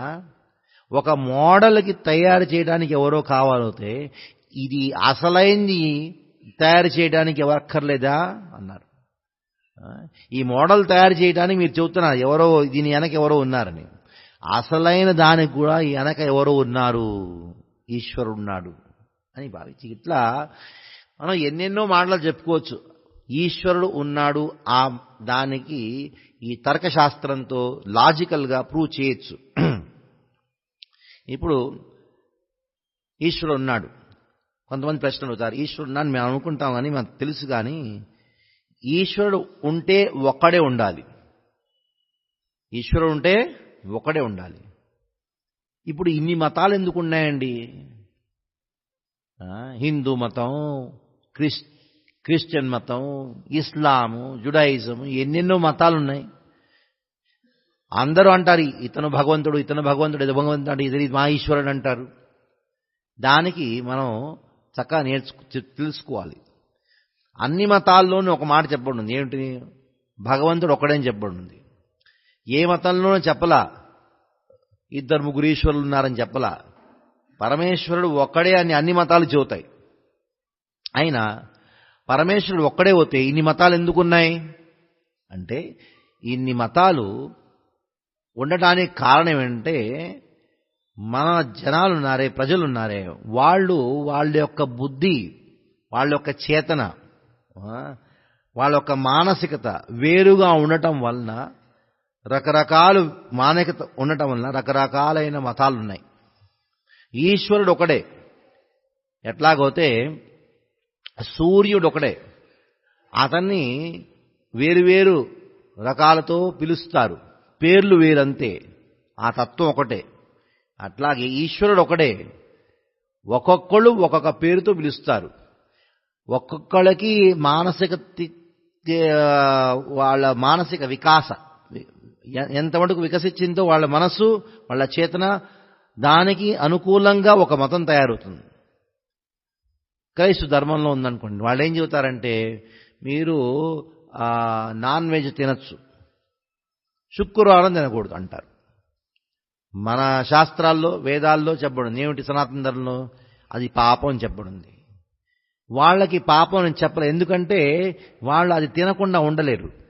అందుకని కనీసం ఒక రోజన్నా తినకుండా ఉండు అని ఒక అదే ఇప్పుడు ఖురాన్ అనే ఇస్లాం శాస్త్రంలో ఏం చెప్పబడిందంటే, మీరు మీ తల్లి చెల్లెలు వాళ్లతో సంబంధం పెట్టుకోకూడదు, యౌన సంబంధం పెట్టకూడదు. అంటే ఆ సమయంలో జంతువుల్లా జీవించే వాళ్ళంట మనుషులు. వాళ్ళ కోసం సపరేట్గా ఒక గ్రంథాన్ని నిర్మించారు. ఎందుకంటే ఆ సమయంలో వాళ్ళ ఆడియన్స్ ఎవరు? యేసుక్రీస్తు ప్రచారం చేసే సమయంలో ఎవరి ప్రచారం చేశారు? వాళ్ళందరూ షెపర్డ్స్. ఏమంటారు తెలుగులో? కావల గొడ్లు కాసేవాళ్ళు, వాళ్ళు అటువంటి వాళ్ళు. వాళ్ళకి ఏం చెబుతారు? మీరు వచ్చి రోజు భగవద్గీత గురించి 2 గంటలు కూర్చొని వినండి చెప్పగలరా? చెప్పలేరు. వాళ్ళ కోసం ఒక నైమిత్తిక ఒక ధర్మాన్ని సృష్టి చేయాల్సి వచ్చింది. తత్వం ఒకటే, భగవంతుడు ఒకటే, ఈశ్వరుడు ఒకటే. అయితే ఆ సమయం బట్టి ఆ కాలానికి ఏది ధర్మం, ఎటువంటి వాళ్ళకి ఏది కావాలో అనుకూలంగా చెప్పాడు. అదే సనాతన ధర్మంలో మూలతత్వాలు అన్నీ కనిపిస్తాయి. సనాతన ధర్మంలో అన్ని రకాలు వాళ్ళకి అన్ని సమయాలకి ఎల్లప్పుడికి సనాతన ధర్మం మనకి వేదాల్లో లభిస్తుంది. అందుకని ఈ ఎన్ని మతాలున్నా భగవంతుడు ఒకడే. అన్ని మతాలు చెబుతాయి. ఇప్పుడు చూడండి, నామస్మరణ ఈ క్రిస్టియన్స్ చేస్తారు, జపం చేస్తారు. దేనితో చేస్తారు? రోజరీస్ చేస్తారు. దానిలో కూడా మన జపమాల్లో 108 ఉంటాయి కదా, వాళ్ళ కూడా 108 ఉంటాయి. అంటే ఎన్నెన్నో ఉన్నాయి, కామన్ ఫీచర్స్ ఉంటాయి. అది కొన్ని వేరువేరుగా ఉంటాయి. ఎందుకంటే వాళ్ళు దాన్ని పాలించలేరు. ఇప్పుడు వేదాల్లో బ్రహ్మచర్యాన్ని పాలించాలని చెప్పడం, వాళ్ళు బ్రహ్మచర్యాన్ని పాలించలేకపోతారు. బ్రహ్మచర్యం కనుక పాలించకపోతే మీరు కనీసం వివాహం చేసుకొని ఒక భార్యతో చక్కగా శాంతిగా జీవించండి చెప్పండి. అది ఒక ప్రాంతంలో కొంతమంది ఒక భార్యతో శాంతిగా జీవించలేరు, వాళ్ళకి 2 3 కావాలి. అందుకని ఆ లైసెన్స్ ఇచ్చారు, చేసుకోమని చెప్పారు. ఇది దీని గురించి చెప్పుకున్న తర్వాత కొంతమంది అంటారు, మీరు ఈశ్వరుడు ఉన్నాడని చెప్పారు, స్వీకరిస్తాను, ఆ ఈశ్వరుడు ఒక్కడే స్వీకరిస్తున్నాను, అయినా ఆ ఈశ్వరుడు ఎక్కడ ఉన్నాడో అక్కడ ఉండని ఉన్నవాడిని మమ్మల్ని మీరు రోజు పిలిచి ఏదేదో చెబుతున్నారు, దాంతో మాకెందుకు ఏం లాభం, ఆయన ఎక్కడుంటే అక్కడ ఉండనివ్వండి, ఆయనతో నా సంబంధం ఏమిటి, ఆయన నా జీవితంలో ఎందుకు తెలుసుకోవాలి, ఆయన గురించి ఆయనకి ఎందుకు సేవ చేయాలి, చక్కగా నా ఉద్యోగం చేస్తున్నాను, నా భార్య బిడ్డలను చక్కగా చూసుకుంటున్నాను, ప్రశాంతంగా జీవిస్తున్నాను, ఆయనకి ఏం అవసరం, నాకు ఈశ్వరుడికి నా జీవితంలో స్వీకరించడానికి ఏం అవసరం, నాకు what is the use, why I had to accept god in my life, నా జీవితంలో ఈశ్వరుని స్వీకరించడానికి, ఆ భగవంతుని స్వీకరించడానికి నాకెందుకు అవసరం, why I should do it, అది ముఖ్యమైన ప్రశ్న. ఆ ప్రశ్నకి జవాబు కొంతమంది అంటారు, భగవంతుడిని స్వీకరించాలి, భగవంతుడి మీద నమ్ము, లేకపోతే అది పాపం అన్నారు. అంటే ఒక భయం పెట్టి, భయంతో అది నువ్వు గనక ఈశ్వరుని భజన చేయకపోతే అది పాపం, నువ్వు నరకానికి వెళ్తావు. ఎంతోమంది ఉన్నారండి ఈశ్వరుని భజన చేయట్లా, స్వీకరించట్లా, నాస్తికులు, వాళ్ళకు కూడా జీవితాలు గడుపుతున్నారు, వాళ్ళు చక్కగా జీవితాలు గడుపుతున్నారు కదా. ఎందుకు? ఏం అవసరంలా, భయంతో భగవంతుడిని స్వీకరించాలి, ఏం అవసరంలా. కొంతమంది అంటారు, నువ్వు ఈశ్వరుని ప్రార్థించు, నీకు కావాల్సినవన్నీ వస్తాయన్నారు. అంటే ఎక్స్పెక్టేషన్, ఏదో ఆశతో భగవంతుడిని స్వీకరించటం. ఎంతోమంది ఉన్నారు భగవంతుడిని ప్రార్థించట్లా, వాళ్ళ జీవితాలు గడుస్తున్నాయి కదా, వాళ్ళకి ఏది కావాలో అది వస్తున్నాయి కదా, వాళ్ళ కోరికలు నెరవేరుస్తున్నాయి కదా. భగవంతుడిని ప్రార్థిస్తేనే మన కోరికలు నెరవేరుతాయని ఎవరు చెప్పారు? ఎంతో మంది భగవంతుడిని ప్రార్థించకుండానే కోరికలు నెరవేరుతున్నాయి కదా. అందుకని భయం అనే భావనతో, మన ఏదో ఆశ అనే భావనతో భగవంతుడిని స్వీకరించిన అవసరంలా. కొంతమంది అంటారు, మీరు డ్యూటీ చేయండి అంటారు. పొద్దున్న లేవంగానే ఏదో ఒక హారతి చేయటం, ఏదో అగరబత్తి పెట్టడం, ఏదో పూలు వేసి దండం పెట్టి వెళ్ళిపోవటం, మళ్ళీ సాయంత్రం చేయటం. నీ డ్యూటీ చేసి అంటే పొద్దున 5 నిమిషాలు, సాయంత్రం 5 నిమిషాలు మనం డ్యూటీ అంటే చేసేసాం. దినమంతా మనం ఏ ఇష్టం వచ్చింది చేసుకోవటం, పొద్దున సాయంత్రం మనం డ్యూటీ చేసాము. ఏం అవసరం లేదండి. మన జీవితంలో భగవంతుడిని స్వీకరించడానికి ఇవన్నీ, ఈ భావనల వల్ల మనకి ఏం అవసరం లేదు. అయినా ఒక్కటి ఉన్నది, ఒక వస్తువు ఉన్నది, ఆ వస్తువు ఒక తత్వం ఉన్నది, ఒక భావన, ఒక తత్వం, ఏదో వస్తువు అనుకోండి. ఆ ఒక్కటి భగవంతుడి వలనే మనకు కలుగుతుంది. అది ఏమిటి అంటే, అది లేనిదే మనం జీవించలేము. మనం జీవిస్తున్నాం, ఎందుకు జీవిస్తున్నాం? దానికోసమే, దాన్ని ప్రాప్తించటానికి జీవిస్తున్నాము. అది లేకుండా మనం జీవించలేము. మనం జీవిస్తున్నప్పుడు దానికోసమే మనం జీవిస్తున్నాం. అది ఏమిటంటే ఆ భగవంతుడే ఇవ్వగలడు. భగవంతుడు తప్పితే ఎవ్వరూ మనకు అది ఇవ్వలేరు. ఏమిటది? ఆనందమా? ఒక లడ్డు తింటే ఆనందం వచ్చేస్తుంది మీకు. భగవంతుడు ఎందుకు కావాలి మీకు? మోక్షమా? మోక్షం అంటే ఏముంది, అది పడుకోండి, మోక్షం వచ్చినట్టే. ఆహారమా? అది ఆ కుక్కలు నక్కలు కూడా దొరుకుతున్నాయండి మనకి. ఆహారం భగవంతుడు ఎందుకు కావాలి? శ్వాస, అయ్యో భగవంతుడిని స్వీకరించకుండా ఉండేవాళ్ళు కూడా శ్వాస తీసుకుంటున్నారు కదా. ఓ ఏనుగు కూడా శ్వాసిస్తున్నారు కదా. ఏమిటది? సంతృప్తి. అక్కడ రోడ్డు మీద పంది ఉంది, చక్కగా పడుకుందండి, సంతృప్తి ఉంది దానికి. ఏమిటి? భగవంతుడు తీసుకుంది. భగవంతుడు ఎందుకు మన సంతృప్తికి? బుద్ధ ఆ కాలేజీకి వెళ్ళిన బుద్ధి ఇచ్చేస్తారు.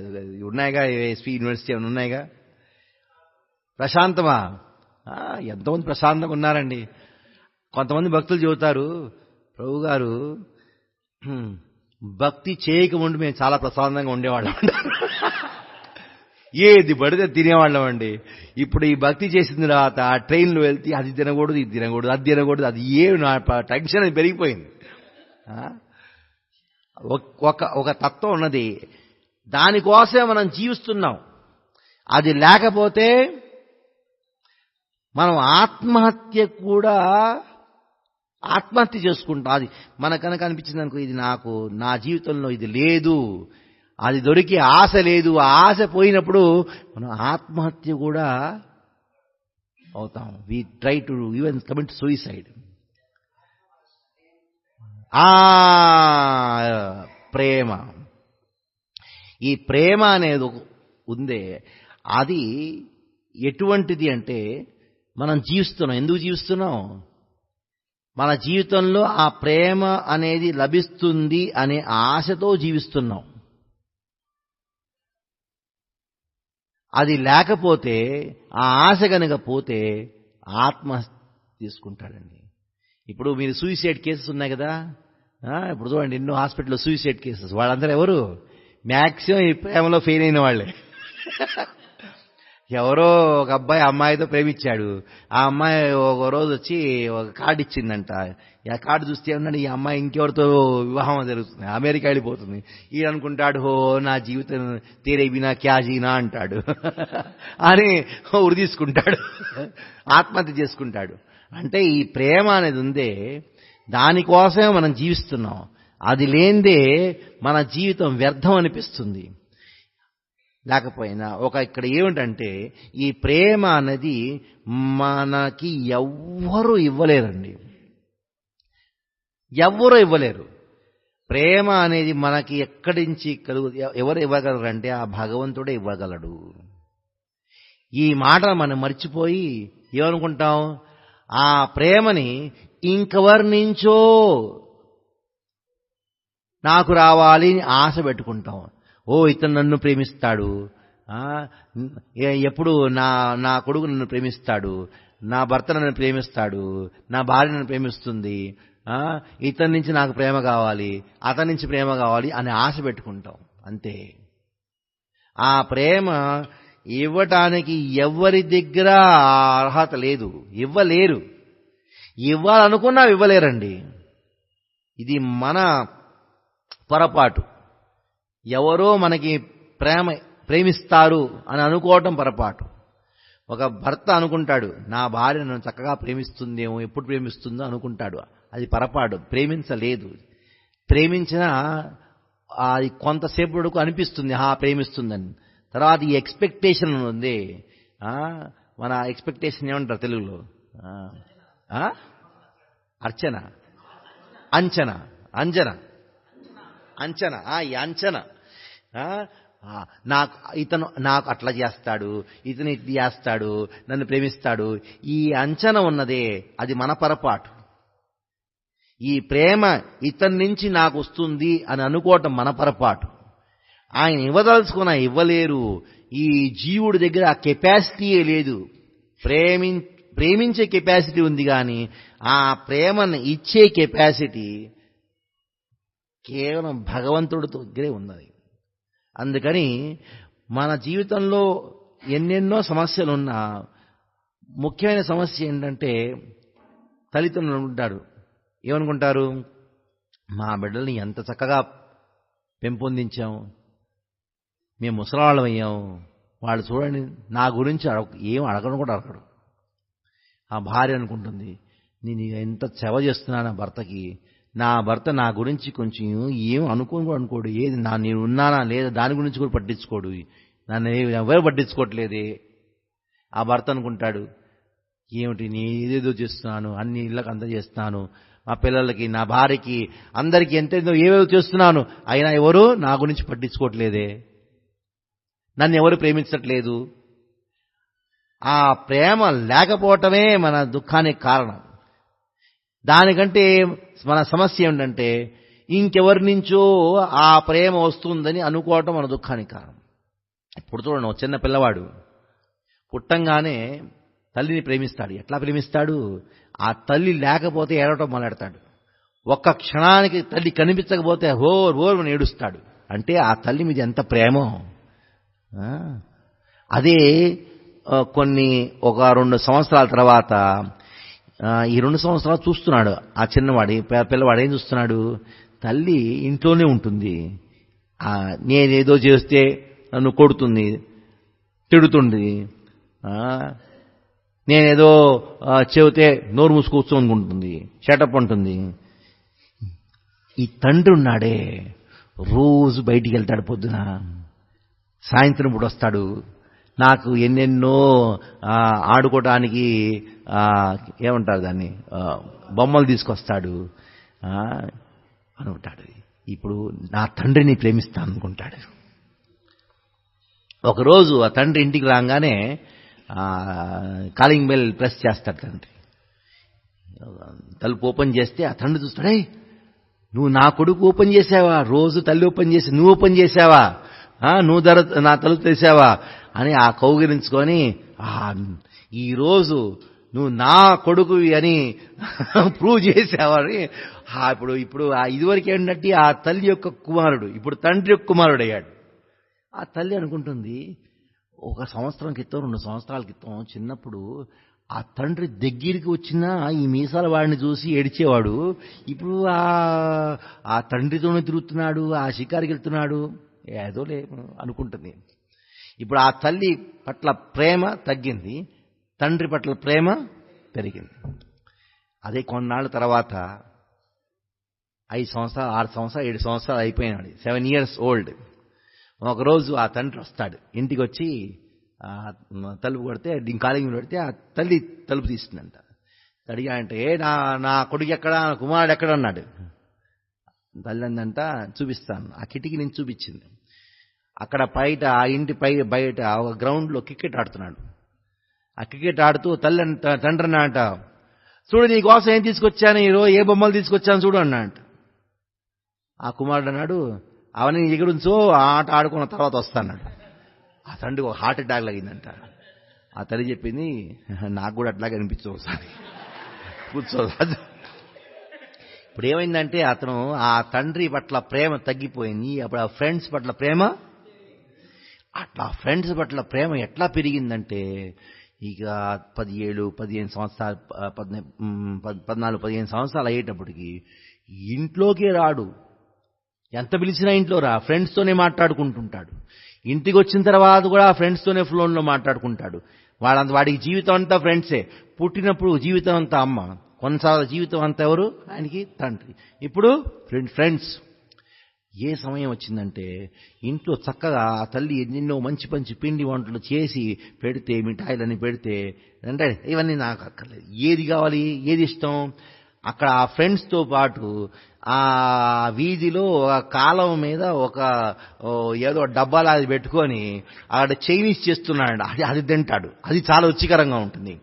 ఒకరోజు 1 మినిట్ కూడా ఆలస్యం అవుతే తల్లికి ఆ పాలు కోసం బోర్మని ఏడ్చేవాడు. ఇప్పుడు చూడండి, ఆ తల్లి చక్కగా ప్రేమతో ఎన్ని పిండి వంటలు చేసి పెడితే అది నాకు ఇష్టం లేదని పారేస్తాడు. చూడండి, ఎక్కడెళ్ళింది ఆ ప్రేమ? పోయింది ఆ ప్రేమ. తల్లి పట్ల ప్రేమ పోయింది, తండ్రి పట్ల ప్రేమ పోయింది. ఇప్పుడు ప్రేమ అంటే ఎవరిది? ఆ ఫ్రెండ్స్తో. ఏమైందంటే కొంచెం పెద్ద అయ్యాడు, 18 ఏళ్ళు 19 ఏళ్ళు అయింది. రోజు వీళ్ళ ఫ్రెండ్స్తో ఆడుకునేవాళ్ళు. ఒకరోజు ఆ ఫ్రెండ్స్తో ఆడుకోవటం రాలా. ఆ ఫ్రెండ్స్ అందరూ మాట్లాడుకుని, ఎక్కడికి పోయాడు వీడు, వాడు రాలేదే. ఓ ఫ్రెండ్ అన్నాడు, మర్చిపోయాడు, మనం ఇక్కడ రాడన్నాడు. ఎందుకు రాడు? మన క్లోజ్ ఫ్రెండ్ అండి, అతను లేకుండా మనం ఆడలేము, నా క్లోజ్ ఫ్రెండ్ అతను రాడు, మర్చిపోండి, మనం ఆడుకుందాంలే అంటే, ఎందుకు ఎక్కడ వెళ్ళాడంటే అన్నాడు. ఇంకొక ఫ్రెండ్ అన్నాడు వాళ్ళతో, ఇప్పుడు వాడికి ఒక గర్ల్ ఫ్రెండ్ దొరికిందంట.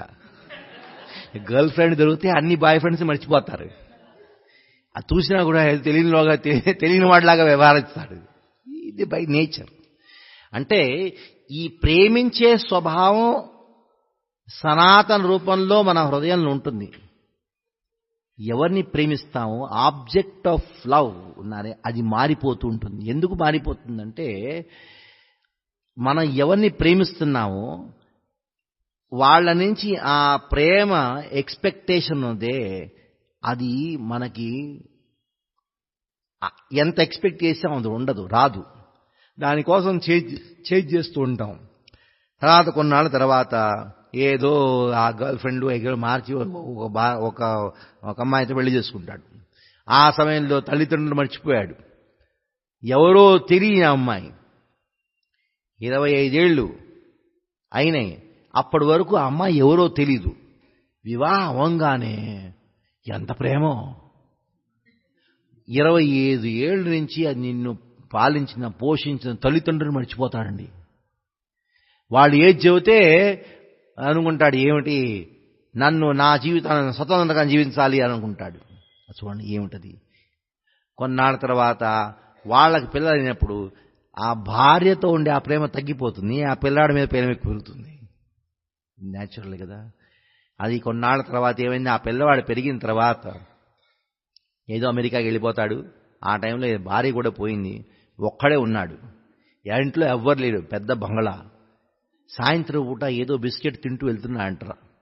వెళ్తూ ఆ బిస్కెట్లు ఏదో కింద పడిపోయినాయి. ఒక కుక్క వచ్చి ఆ బిస్కెట్లు తిందంట.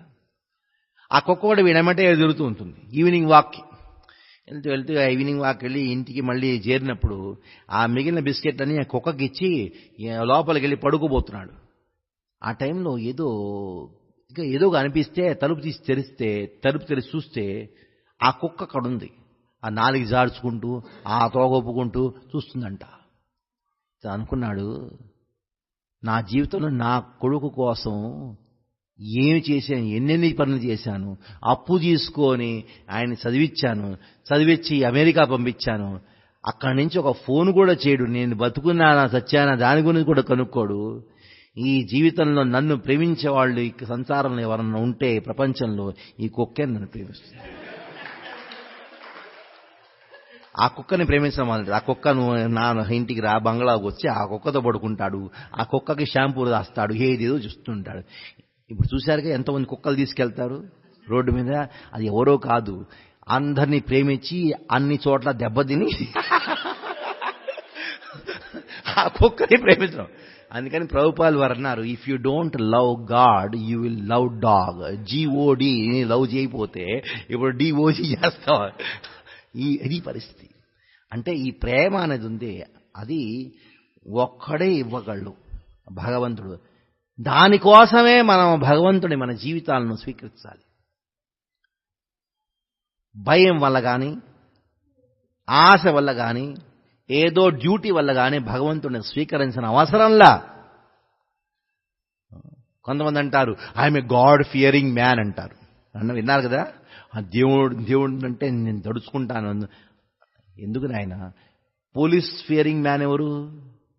పోలీస్ అంటే దడుచుకునేవాడు ఎవడు? దొంగ. టీచర్ అంటే దడుచుకునేవాడు స్టూడెంట్ ఎవడు? ఏదో హోంవర్క్ చేయలేదు, ఏదో చెడ్డ పని చేశాడు అందుకని టీచర్ని భయపడతాడు, టీచర్ని చూసి భయపడతాడు. భగవంతుడిని భయపడేవాడెవడు? పాపం చేశాడు భయపడతాడు. అందుకని don't be a god fearing man, be a god loving man అన్నారు. భగవంతుడిని ప్రేమించేవాడు భక్తుడు కావు, భగవంతుడి నుంచి దడిచే భక్తుడు కావద్దు. అందుకని ఈ ప్రేమ అనేది ఉన్నదే, దాన్ని సనాతన ధర్మం అన్నారు. ఈ ఆత్మ యొక్క ధర్మం అంటే ప్రేమించడం. ఎవరిని ప్రేమించడం? భగవంతుడిని ప్రేమించడం ఈ ఆత్మ యొక్క ధర్మం. ఏదైతే భగవంతుడిని ప్రేమ ప్రాప్తికి సహకరిస్తుందో దాని ధర్మం అన్నారు. భగవంతుని ప్రేమ నుంచి మనకి ఎంత దూరం తీసుకుని వెళ్తుందో దాన్ని అధర్మం అన్నారు. ధర్మానికి అధర్మానికి ఎటువంటి దానికి తేడా ఏమిటంటే, ఏ మార్గం, ఎటువంటి విధి ఏదోతే మనకి భగవంతుని యొక్క ప్రేమని ప్రాప్తించడానికి సహకరిస్తుందో అది ధర్మం. ఏదోతే భగవంతుని ప్రేమ నుంచి దూరం తీసుకెళ్లేది ఉంది అది అధర్మం. అంతే. డెఫినేషన్ పెద్ద కాంప్లికేటెడ్ కాదు. ధర్మం అంటే ఏమిటంటే స్వభావం. ఒక వస్తువు యొక్క స్వభావాన్ని ధర్మం అన్నారు. ఇది నీళ్లున్నాయి. ఆ నీళ్ల స్వభావం ఏంటి? అది ప్రవహించటం ఉంది, అది నీళ్ళ యొక్క స్వభావం. అగ్ని యొక్క స్వభావం ఏమిటి? అది ఏదో వస్తువుని కాలుస్తుంది. మనకి ఒక ఉష్ణ అంటే వేడిని ఇచ్చేది అగ్ని. ఆ వేడి ఉన్నది, అది అగ్ని యొక్క స్వభావం. అట్లాగే ఆత్మ యొక్క స్వభావం ఏమిటి? సేవ చేయటం, ప్రేమించటం, ఈ రెండు ఆత్మ యొక్క స్వభావం. ఈ సేవ అనే ఈ మాట ఎందుకు అంటున్నానంటే, సేవ లేనిదే ప్రేమ వ్యర్థం, ప్రేమ లేనిదే సేవ కూడా వ్యర్థం. ఇప్పుడు ఒక చిన్న అబ్బాయి స్కూల్ నుంచి వచ్చాడు, వచ్చి తల్లితో చెబుతాడు, ఓ అమ్మా నాకు ఆకలిగా ఉంది, నాకు ఆకలిగా ఉందన్నాడు. అమ్మందంట, ఓ బిడ్డ నీతో నిన్ను చాలా ప్రేమిస్తానని కౌగిలించుకుంది. అతను అన్నాడు, నాకు ఆకలిస్తుంది అన్నాడు. నిన్ను ప్రేమిస్తాగా అన్నాడు. అరే ఆ ప్రేమను తింటాడా? ప్రేమిస్తే వెళ్ళి కొండి ఏదో పెట్టు. సేవ చేయటం, సేవ, ఈ ప్రేమ, ఈ రెండింటి మధ్య చాలా ఘనిష్టమైన సంబంధం ఉంది. ఇది మన ఆత్మ యొక్క ధర్మం. మీరు చూడండి, ప్రతి ఒక్కడు, ఒక టెర్రరిస్ట్ కూడా మనకి కనిపిస్తాడు, ఒక పెద్ద హృదయం చాలా కఠోరమైన వాడు కూడా ఎవరినో ప్రేమిస్తాడండి. వాడు ఎవరికో సేవ చేస్తాడు. ఆ సేవ చేయటం, ప్రేమించటం ఈ ఆత్మ యొక్క ధర్మం. కాబట్టి ఎవరిని ప్రేమించాలి, ఎవరిని జీవించాలి? భగవంతుణ్ణి జీవించాలి, భగవంతుణ్ణి ప్రేమించాలి. అప్పుడే మనం మన ఆత్మ సంతుష్టి, ఆత్మ నిజంగా ఆనందం కలుగుతుంది. అదే ఆ ప్రేమని ఇంకెక్కడి నుంచో మనం ఎక్స్పెక్ట్ చేసామనుకోండి, నన్ను ప్రేమిస్తాడు, అది చేస్తాడు, ఇది చేస్తుంది అనుకుంటే అక్కడి నుంచి మనకు ఫ్రస్ట్రేషనే ఉంటుంది. ఎందుకంటే వాళ్ళు మనం ప్రేమించడానికి వాళ్ళు ప్రయత్నించినా, ప్రేమ ఇవ్వడానికి ప్రయత్నించినా వాళ్ళ చేతులు లేదు, వాళ్ళు చేయలేరు, వాళ్ళు ఇవ్వలేరు. ఆ ప్రేమ అనేది ఇవ్వలేరు. ఆ ప్రేమ అనేది ఆ భగవంతుడే ఇవ్వగలడు. అందుకని మనం ఏం చేయాలి? సేవ, ప్రేమ ఆ భగవంతుడికే చెయ్యాలి. ఇప్పుడు ఆ భగవంతుడికే చెయ్యాలవుతే ఒక ప్రశ్న, భగవంతుడిని ప్రేమించాలి అంటే, భగవంతుడి సేవ చేయాలంటే అతను ఎవరో తెలుసుకోవాలి కదా. తెలియని వాడిని ఎట్లా ప్రేమించగలమండి? తెలియని వాడిని ఎట్లా సేవ చేయగలండి? ఆ భగవంతుడు ఎవడో తెలుసుకోవాలి. భగవంతుడు ఎవరో తెలుసుకోవటానికి మొట్టమొదట మనం ఏం తెలుసుకోవాలి? ఆ భగవంతుడి యొక్క, ఈశ్వరుడి యొక్క పరిభాష అంటే డెఫినిషన్ తెలుసుకోవాలి. Definition of God. మన ఏ శబ్దాలు యూజ్ చేసినా, ప్రయోగించినా ఆ శబ్దం యొక్క డెఫినేషన్ తెలియాలి. ఆ డెఫినేషన్లో మొట్టమొదటి డెఫినేషన్ ఏమిటి? ఈశ్వరుడి యొక్క డెఫినేషన్ ఏమిటి అంటే, ఎవరైతే ఈ ప్రపంచానికి కారకులు అతను ఈశ్వరుడు. సర్వకారణం అన్నారు. అంటే ఏ ఘటన జరిగినా దాని వెనక ఒక కారణం ఉంటుంది. ఆ కారణానికి వెనక కూడా ఒక కారణం ఉంటుంది. ప్రతి ఒక్క కారణానికి ఒక కారణం ఉంటుంది. అంటే మూల కారణం ఎవరో అతను ఈశ్వరుడు. అన్ని కారణాలకి కారకులు ఎవరో అతను ఈశ్వరుడు. ఇప్పుడుందనుకోండి, ఫ్యాన్ తిరుగుతుంది. ఫ్యాన్కి కారణం ఏమిటి? కరెంటు. ఆ కరెంటు కారణం ఏమిటి? ఒక పెద్ద టర్బైన్. ఆ టర్బైన్ కారణం ఏమిటి? ఓ పెద్ద నది ప్రవహిస్తుంది. ఆ నదికి కారణం ఏమిటి? వర్షాలు. వర్షాలకు కారణం ఏంటి? సూర్యుడు. సూర్యుడికి కారణం ఏమిటి? అట్లా చెప్పుకుంటూ వెళ్తే మూల కారకులు ఎవరో అన్ని కారణాలకి అతను భగవంతుడు. కొంతమంది అంటారు, ఇప్పుడు భగవంతుడు మూల కారకుడు అవుతే, భగవంతుడు అందరినీ సృష్టి చేస్తే భగవంతుడు ఎవరు సృష్టి చేశారు? భగవంతుడిని ఎవరు సృష్టి చేశారు? ఆ భగవంతుడికి కారణం ఎవరు? అది తప్పు. ఆ క్వశ్చనే తప్పు. ఎందుకు? ఆ భగవంతుడు అన్ని కారణాలకి కారణమైందని వలన ఆయనకి ఆయనే కారణం, ఆయనకి ఎవరు కారణం కాదు. అయినా ఈ యొక్క ఆ ఈశ్వరుడికి అని భగవంతుడికి ఆ ఒక పరిభాష డెఫినేషన్ ఉంది. ఆ డెఫినేషన్ కొంచెం మారుద్దాం. భగవంతుడు ఎవరంటే అన్ని కారణాలకి కారణకుడు. ఆయనకి స్వయంగా ఎవరు కారణం లేదు. గాడ్ అంటే ఎవరంటే one who is the cause of everything, but he doesn't have a cause, the causeless cause of everything. అందుకని ఆ బ్రహ్మ సంహిత అనే ఆ గ్రంథంలో బ్రహ్మదేవుడు చెబుతాడు, ఏం చెబుతాడు? ఈశ్వర పరమః కృష్ణ సచ్చిదానంద విగ్రహ అనాదిర్ ఆదిర్ అన్నాడు. అతనికి ఎటువంటి ఆది లేదు, దాంతోపాటు ఆయన అన్నిటికీ ఆది. అనాదిరాదిర్ గోవింద సర్వకారణ కారణం ఉన్న, అన్ని కారణాలకి ఆయన కారకుడు. అది భగవంతుడి యొక్క డెఫినేషన్, ఈశ్వరుడు యొక్క డెఫినేషన్. ప్రభుపాద వారు అనేవాళ్ళు, ఎవరైతే అడిగారనుకోండి ఏది భగవంతుడి యొక్క డెఫినేషన్ ఏమిటంటే, ఆయన ఉపనిషత్తుల యొక్క తైత్రీయ ఉపనిషత్తు నుంచి ఈ యొక్క మంత్రాన్ని చెప్పేవాళ్ళు. ఏమిటి? యతో యా ఇమాని భూతాని జాయంతే ఏన జాతాని జీవంతి యత్ ప్రళయంతభిషం విశంతి తద్బ్రహ్మ తద్జిజ్ఞాసస్వాత్. ఈ తైత్రీయ ఉపనిషత్తు నుంచి ఈ మంత్రాన్ని కోట్ చేసి ప్రభుపాద వారు చెప్పారు. యతో ఇమాని భూతాని జాయంతి, ఎవరి నుంచైతే ఇవంతా ఈ ప్రపంచమంతా ప్రకటించిందో, ఎవరైతే ఈ సృష్టికి కారణమో ఇతను సృష్టించిన తర్వాత ఎవరితో ఈ ప్రపంచం మెయింటైన్ అయిందో, ఏన జాతాని జీవంతి, మెయింటెనెన్స్ తర్వాత ఇంకోటి మూడోది ఏంటి? డిస్ట్రక్షన్. ఎవరి వలన ఈ ప్రళయం జరుగుతుందో అతను భగవంతుడు. ప్రళయం జరిగిన తర్వాత అన్ని తత్వాలు ఎవరిలోకి వెళ్ళిపోతాయో, యత్ ప్రళయంతి అభిషం విశంతి, అతను భగవంతుడు. హీ ఈజ్ జీఓడి అంటే జనరేటర్, ఆపరేటర్, డిస్ట్రాయర్. ఇది భగవంతుడి యొక్క, ఈశ్వరుడు యొక్క ఒక డెఫినిషన్. సర్వకారణ కారణం. ఒకడు పుస్తకం రాశాడు, నోబెల్ ప్రైజ్ వచ్చిందంట ఆ పుస్తకానికి. ఆ పుస్తకం ఏంటి? దానికి విషయం ఏంటంటే, సబ్జెక్ట్ ఏంటంటే, ఈ యొక్క జీవుడు ఎక్కడి నుంచి వచ్చాడు అంటే, మన శరీరంలో ఆ జీవతత్వం ఉంది కదా, ఈ లైఫ్ అనేది ఎక్కడి నుంచి వచ్చింది, దానికోసం ఒక పెద్ద రీసెర్చ్ చేసి 5 సంవత్సరాలు ఒక గ్రంథాన్ని రాశాడు, ఒక పుస్తకం రాశాడు. నోబెల్ ప్రైజ్ వచ్చింది. ఆ పుస్తకం చివరిలో ఏం చెప్పాడంటే, ఈ ప్రాణం, ఈ లైఫ్ అనేది ఉందే, ఈ గ్రహానికి ఇంకొక గ్రహం నుంచి వచ్చిందని చెప్పాడు. దానికి నోబెల్ ప్రైజ్ ఇచ్చారండి. అతన్ని ఇంకో క్వశ్చన్ అడగచ్చు, అచ్చా మీరు చెప్పారు కదా ఈ గ్రహానికి ఆ జీవతత్వం ఇంకొక గ్రహం నుంచి ఇక్కడికి వచ్చిందని చెప్పారు కదా, ఆ గ్రహానికి ఎక్కడి నుంచి వచ్చింది అంటే ఇంకొక పుస్తకం రాస్తాడు, ఆ గ్రహానికి ఇంకొక గ్రహం నుంచి వచ్చిందంటాడు.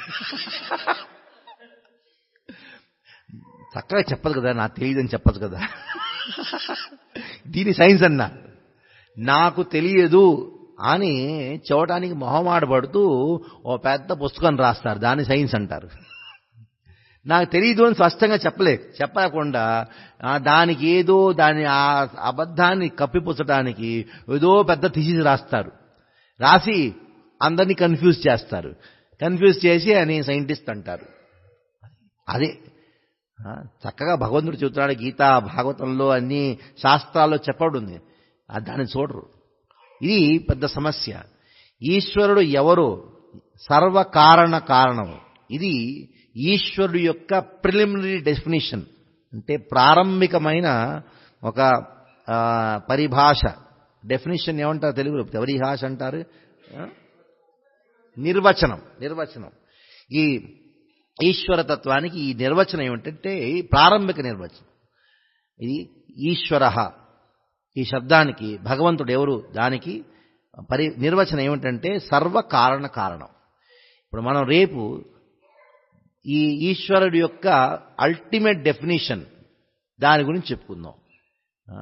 అది చెప్పుకుంటూ ఈశ్వరుడు అన్ని చోట్ల ఉన్నాడు, అన్ని చోట్ల ఉంటూ ఎక్కడున్నాడు? మన హృదయంలో ఉన్నాడు. అన్ని చోట్ల ఉన్నాడు, హృదయంలో ఉన్నాడు. ఈశ్వరుడు ఎక్కడున్నా అడిగారు అనుకోండి, చాలామంది ఏం చెబుతారు? పైవాడు అంటారు కదా, ఆ పైన ఉన్నాడు. అచ్చా పైన ఉన్నాడు, కింద లేడా, పక్కన లేడా అంటే ఆ వైకుంఠంలో ఉన్నాడు. ఇప్పుడు వైకుంఠంలో ఉంటే అందరి హృదయాల్లో ఎట్లా ఉన్నాడండి? అందరి హృదయాల్లోనూ ఉంటే అన్ని చోట్ల ఎట్లా ఉన్నాడు? దాని గురించి మనం చెప్పుకుందాం. దాని గురించి ఒక చిన్న ఉదాహరణ ఎగ్జాంపుల్ ఇస్తూ మనం వీళ్ళు స్టాప్ క్వశ్చన్ ఆన్సర్ తీసుకుందాం. ఇప్పుడు ఒక అగ్ని, ఒక చోటు అగ్ని ఉన్నది. ఆ మంట మెరుస్తుంటుంది. ఆ మంట ఒక చోటు ఉన్న ఆ మంట యొక్క అగ్ని యొక్క ప్రభావం రూమ్ అంతా ఉంటుంది కదా, అన్ని చోట్ల ఉంటుంది. ఎట్లా? ఆ అగ్ని యొక్క తాప, ఆ వేడి ఆ రూమ్ అంతా ఉంటుంది. ఆ అగ్ని నుంచి వచ్చే ఆ కాంతి ఆ రూమ్ అంతా ప్రవహిస్తుంది. అట్లాగే భగవంతుడు వైకుంఠంలో ఒక చోట ఉంటూ ఆయన నుంచి ప్రవహించే శక్తులున్నాయి. ఆ శక్తులు అన్ని చోట్ల ఉన్నాయి. ఎట్లాగోతే ఏకదేశ స్థితస్యాగ్నేర్విస్తారిణి సర్వతో యథా ఐశ్వర్యాద్రూపమేకం చ సూర్యవద్బహుదీయతే అన్నాడు. అగ్ని ఒక చోట ఉంటూ దాని ప్రభావాన్ని, దాని శక్తుల్ని అన్ని చోట్ల ఎట్లా విస్తరిస్తుందో అట్లాగే భగవంతుడు ఒక చోట ఉంటూ ఆయన శక్తుల ద్వారా అన్ని చోట్ల ఉన్నాడు. భగవంతుడు అన్ని చోట్ల ఉన్నాడు అంటే అతని శక్తుల ద్వారా ఉన్నాడు. స్వయంగా ఒక చోట ఉంటాడు, ఆయన శక్తుల ద్వారా అన్ని చోట్ల ఉన్నాడు. భగవంతుడు అన్ని చోట్ల ఆయన శక్తుల ద్వారా ఉన్నాడు. ఏ తత్వరూపంలో ఏ రూపంలో ఉన్నాడు? అన్ని చోట్ల బ్రహ్మస్వరూపంలో ఉన్నాడు. అదే భగవంతుడు ప్రతి ఒక్క హృదయంలోనూ ఉన్నాడు. ఏ స్వరూపంలో ఉన్నాడు? ఏ రూపంలో ఉన్నాడు? పరమాత్మ రూపంలో ప్రతి ఒక్క హృదయంలోనూ ఉన్నాడు. ఎట్లాగోతే సూర్యుడు ఒక్కడే ఒక పెద్ద గ్రౌండ్లో ఒక చోట 100 దాన్ని ఏమంటారు, ఘడ అంటే పాట్స్ని ఏమంటారు, కుండలు, 100 కుండలు పెట్టండి, దానిలో నీళ్లు నింపి పెట్టండి 100 కుండలు. ఆ 100 కుండలను చూస్తే ఆ సూర్యుడు యొక్క ప్రతిబింబం కనిపిస్తుంది. ఆ 100 కుండలో 100 ప్రతిబింబాలు కనిపిస్తాయి. అంటే 100 సూర్యులు ఉన్నారా? లేదు, సూర్యుడు ఒక్కడే. ప్రతిబింబాలు ఎన్ని కుండలు పెడితే అన్ని ప్రతిబింబాలు. అట్లాగే భగవంతుడు ఒక్కడే అయినా ప్రతి ఒక్క జీవుడి యొక్క హృదయంలో పరమాత్మ రూపంలో ఉంటాడు. ఎట్లాగైతే సూర్యుడు ఒక్కడే, ఆ ఒక్క సూర్యుడు ప్రతిబింబంగా ప్రతి ఒక్క కుండలోనూ ఉంటాడు. అట్లాగే ఒక భగవంతుడు ప్రతి ఒక్క జీవుడి యొక్క హృదయంలో ఏ రూపంలో ఉన్నాడు? పరమాత్మ రూపంలో ఉన్నాడు. కొంతమంది అంటారు కదా, భగవంతుడు అన్ని చోట్ల ఉన్నాడు నాయన, మనము గుడికి ఎందుకు వెళ్ళాలి? ఇప్పుడు గాలి అన్ని చోట్ల ఉంది కదా నాయన, ఫ్యాన్ ఎందుకు కావాలి? భగవంతుడు అన్ని చోట్ల ఉన్నాడు, ఇది నిజమే. ఎట్లా ఉన్నాడు? బ్రహ్మస్వరూపంలో ఉన్నాడు. ఆయన శక్తి స్వరూపంలో ఉన్నాడు. స్వయంగా అన్ని చోట్ల లేడు. అంటే ఇప్పుడు 3 మాటలు మనం చెప్పుకున్నాం. ఒకటి బ్రహ్మతత్వం, ఇంకొకటి పరమాత్మతత్వం, ఇంకొకటి భగవతత్వం. భాగవతంలో ఈ 3 తత్వాల గురించి చెప్పబడింది. వదంతి తత్తత్వవిదస్తత్వం యజ్ఞానమద్వయం బ్రహ్మేతి పరమాత్మేతి భగవానేతి శబ్దతే అన్నారు. ఈ బ్రహ్మతత్వం ఏమిటి? అన్ని చోట్ల ఉండే సర్వవ్యాపి అయిన తత్వాన్ని బ్రహ్మం అన్నారు, బ్రహ్మతత్వం. ప్రతి ఒక్క హృదయాల్లో ఉండే తత్వాన్ని ఏమన్నారు? పరమాత్మ అన్నారు. వైకుంఠంలో ఉండే స్వరూపాన్ని ఏమన్నారు? భగవాన్ అన్నారు. భగవంతుడు అంటే ఆయనకు ఒక స్వరూపం ఉన్నది, వైకుంఠంలో ఉంటాడు. పరమాత్మ అంటే స్వరూపం ఉన్నది కానీ మన హృదయాల్లో ఉండేవాడు. స్వరూపం లేని వాడెవరు? లేని తత్వం ఏమిటి? బ్రహ్మతత్వం. బ్రహ్మతత్వానికి స్వరూపం ఉన్నది. అగ్నికి ఒక స్వరూపం ఉంటుంది. ఆ అగ్ని నుంచి వచ్చే ఆ కాంతి, అగ్ని నుంచి వచ్చే ఆ వేడికి, ఆ తాపానికి స్వరూపం ఉండదు. నాకు ఒక స్వరూపం ఉంది, నా శక్తికి స్వరూపం లేదు. అట్లాగే ఆ భగవంతునికి ఒక ఐశ్వర్యమైన, అద్భుతమైన, సుందరమైన స్వరూపం ఉన్నది. ఆయన యొక్క శక్తులున్నాయి. ఆ శక్తుల ద్వారా ఆయన సర్వవ్యాపి అవుతాడు. కాబట్టి ఆయనకి ఆ సర్వవ్యాపి తత్వానికి స్వరూపం లేదు. ఎవరో చెప్పారనుకోండి, భగవంతుడికి రూపం లేదంటారు కొంతమంది. కొంతమంది అంటారు భగవంతుడి స్వరూపం ఉందంటారు. ఏది నిజం? స్వరూపం ఉందే. స్వరూపం ఉంది, స్వరూపం లేదు కూడా. ఆయన యొక్క ఈ బ్రహ్మ స్వరూపంలో దానికి స్వరూపం లేదు, ఆ బ్రహ్మతత్వానికి స్వరూపం లేదు. ఇప్పుడు అగ్ని ఉన్నది, అగ్నికి స్వరూపం ఉంది, కానీ అగ్ని నుంచి వచ్చే ఆ వేడి, అగ్ని నుంచి వచ్చే ఆ ప్రకాశానికి స్వరూపం ఉందా? బల్బుకి స్వరూపం ఉంది, ఆ బల్బు నుంచి వచ్చే కాంతికి స్వరూపం ఉందా? లేదు. అట్లాగే భగవంతుడికి స్వరూపం ఉంది. అదే భగవంతుని యొక్క శక్తి బ్రహ్మరూపంలో సర్వవ్యాపితత్వానికి స్వరూపం లేదు. మనం అంటాం భగవంతుడు అన్ని చోట్ల ఉన్నాడు. ఏ రూపంలో ఉన్నాడు? బ్రహ్మ రూపంలో ఉన్నాడు. భగవంతుడు ప్రతి ఒక్క జీవుడిలోనూ ఉన్నాడు. ఏ రూపంలో ఉన్నాడు? పరమాత్మ రూపంలో ఉన్నాడు. వైకుంఠంలో ఏ రూపంలో ఉన్నాడు? భగవాన్. అర్థమైందా? భగవాన్, బ్రహ్మన్, పరమాత్మ, భగవాన్. ఎవరైతే ఈ మూడు తత్వాల గురించి, ఈ బేసిక్ థింగ్స్ మీరు దీని గురించి తెలుసుకున్నారు, మీరు ఎటువంటి తప్పు అయిన సిద్ధాంతాలకి మీరు లోబడరండి. Perfect understanding. బ్రహ్మన్, పరమాత్మ, భగవాన్. ఎవరో మీ దగ్గర వచ్చి చెప్పారనుకోండి, భగవంతుడు స్వరూపం లేదు, మీరు చెప్పచ్చు లేదు. ఆ భగవంతుడి యొక్క బ్రహ్మ రూపంలో స్వరూపం లేదు, ఆ సర్వవ్యాపి తత్వానికి రూపం లేదు. అయితే ఆ బ్రహ్మ వెనక పరబ్రహ్మ భగవంతుడు నాడే, ఆయనకి స్వరూపం ఉంది అని మీరు చెప్పగలరు. దీని గురించి మనం ఇంకా విస్తారంగా రేపు చెప్పుకుంటూ ఈ భగవంతుడు ఎవరు దాని గురించి ఇంకా లోతుగా డిస్క్రిప్షన్, వర్ణన రేపు చెప్పుకుందాం. హరే కృష్ణ. ఏమైనా క్వశ్చన్స్ ఉంటే అడగండి. Any questions? ఎట్లా అర్థం చేసుకోవాలి అంటే, ఎవరినో పూజించినంత మాత్రంతో వాడు ఆస్తికుడు కాదు. ఇప్పుడు మీరు చూసుకోండి, నాస్తికులు ఎవరినో పూజిస్తుంటారు కదా. పూజ చేయటం ప్రతి ఒక్క జీవుడి యొక్క స్వభావమే. ఇప్పుడు పొలిటీషియన్ని కొంతమంది పూజిస్తారు, కొంతమంది ఫిల్మ్ స్టార్ని పూజిస్తాడు. ఈ రావణాసురుడు ఇంకెవరినో పూజించాడు, అంతే. ఆ పూజించినప్పుడు వెనక ఉండే ఆ భావన, అది ముఖ్యం. పూజ చేయటం ముఖ్యం కాదు. ఎవరైతే రాముడిని భగవంతుడుగా స్వీకరించరో అతను నాస్తికుడు. ఆయన వేద పండితుడుగా అవచ్చు. రావణాసుడి వేదాలు ఎట్లా అవచ్చు అంటే, ఇంద్రుడు కూడా రావణాసుడిని పిలిచేవాడంట. మా స్వర్గంలో పెద్ద యాగం జరుగుతుంది, ఆ యాగంలో నువ్వు మంత్రోచ్చారణ చేయమని చెప్పాడంట.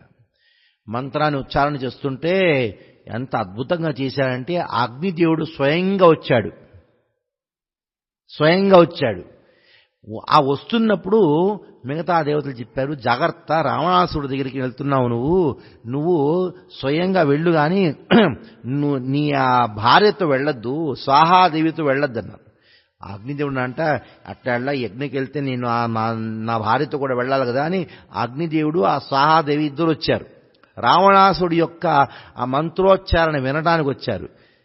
ఈ అగ్నిదేవుడు స్వాహాదేవి రాగానే రావణాసుడు కామపురుషుడు ఆ దేవిని చూసి మోహితుడయ్యి ఆ మంత్రోచ్చరణ ఆపేసి, అగ్నిదేవుడు నువ్వు పో, నా స్వాహాదేవి నాకు ఇచ్చేవని చెప్పాడంట. ఏదో మనకి వేద మంత్రాలు మనం చక్కగా వచ్చు అన్నంత మాత్రంతో ఆస్తికులు కాము. ఎందరో నాస్తికులు ఉన్నారు, వేద పండితులు కూడా. పాండిత్యంలో ఎటువంటి లోటు లేదు, అయినా నాస్తికులు. అందుకని ఈ యొక్క సిద్ధాంతాన్ని మనం జాగ్రత్త తెలుసుకోవాలి. రావణాసుడు, హిరణ్యకశిపుడు బ్రహ్మదేవుడిని ప్రార్థించాడు, మహానాస్తికుడు. భగవంతుడిని చంపడానికి ప్రయత్నించాడు. ఆ శివుడు ఎవరో తెలుసుకోవాలి. శివుడి గురించి ఎవరో మనం చెప్పకూడదు. ఆ శివుడి గురించి శాస్త్రాలు ఏమి చెప్పానో దాని గురించి మనం తెలుసుకోవాలి. మన సమస్య ఏమిటంటే, మనం శివుడు ఇటువంటి వాడు, వినాయకుడు ఇటువంటి వాడు, ఇటువంటి వాడు మనం చెబుతాం. మనం ఎందుకు చెప్పాలండి? ఆయన ఎవరో? ఆయన ఎవరో ఆయన గురించి మనం ఎక్కడి నుంచి తెలుసుకుంటాం? శాస్త్రాల నుంచి తెలుసుకుందాం. రేపు ఆ శివుడు ఎవరో ఆయన గురించి మనం చాలా ఎలాబొరేట్గా తెలుసుకుందాం. ఎందుకంటే మనం ఇక్కడ ఆంధ్రప్రదేశ్ కదా, ఎన్నో శివాలయాలు ఉన్నాయి. శివుడి గురించి తెలుసుకోవాలి. చాలా ఫేమస్ పర్సనాలిటీ శివుడు. ఆయన ఎవరో శాస్త్రాల మీద ఆధారపడి తెలుసుకుందాం. ఆయన ఎవరో ఆయన డెఫినేషన్ మనం ఎందుకు ఇవ్వాలి? ఆయన డెఫినేషన్ ఆయనే ఇచ్చారు. ఆయన ఎవరో ఆయనే చెప్పారు. శాస్త్రాలు చెప్పబడ్డాయి. శాస్త్రాల మీద ఆధారపడి శివుడెవరు, దుర్గాదేవి ఎవరు, వైనాయకుడు ఎవరు, వాళ్ళ గురించి మనం రేపు చెప్పుకుందాం. భగవంతుడు ఎవరు తెలుసుకున్న తర్వాత ఇవన్నీ వీళ్ళ గురించి మనం చెప్పుకుందాం రేపు. ఇంకేమన్నా క్వశ్చన్స్ ఉన్నాయా? ఆ సూక్ష్మ భౌతిక శరీరం ఉంది, అది ఎప్పుడు నాశనం కాదు, ఆత్మతోనే ప్రవహిస్తూ ఉంటుంది. అది ఎప్పుడు నాశనం అవుతుందంటే మనం ముక్తులైనప్పుడు ఆ విరజ నదిలో స్నానం చేసుకొని వైకుంఠం వెళ్తాం. ఆ విరజ నదిలో ఈ సూక్ష్మ శరీరం లింగ శరీరం కలిసిపోతుంది. దాన్ని ఏమంటారు? ఇట్ గెట్స్ డిజాల్వ్డ్ ఏమంటారు? కరిగిపోతుంది. ఆ విరజ నదిలో కరిగిపోతుంది. అంటే ఈ భౌతిక ప్రపంచంలో ఉన్నంత మటుకు, ముక్తులు అయ్యేంత మటుకు ఆ లింగ శరీరం ఉంది. అంటే మనసు, బుద్ధి, అహంకారంతో ఉండే ఆ సూక్ష్మ శరీరం మనతో పాటే వస్తూ ఉంటుంది, ఆత్మతో పాటే ఉంటుంది. ఆత్మ ఇండిపెండెంట్గా ఈ భౌతిక ప్రపంచంలో ఉండలేదు, ఆ సూక్ష్మ శరీరంతో పాటే ఉంటుంది. ఇంకేమన్నా క్వశ్చన్స్? ఇవా? ఓకే. హరే కృష్ణ. శిల ప్రభుపాద్ కీ జై.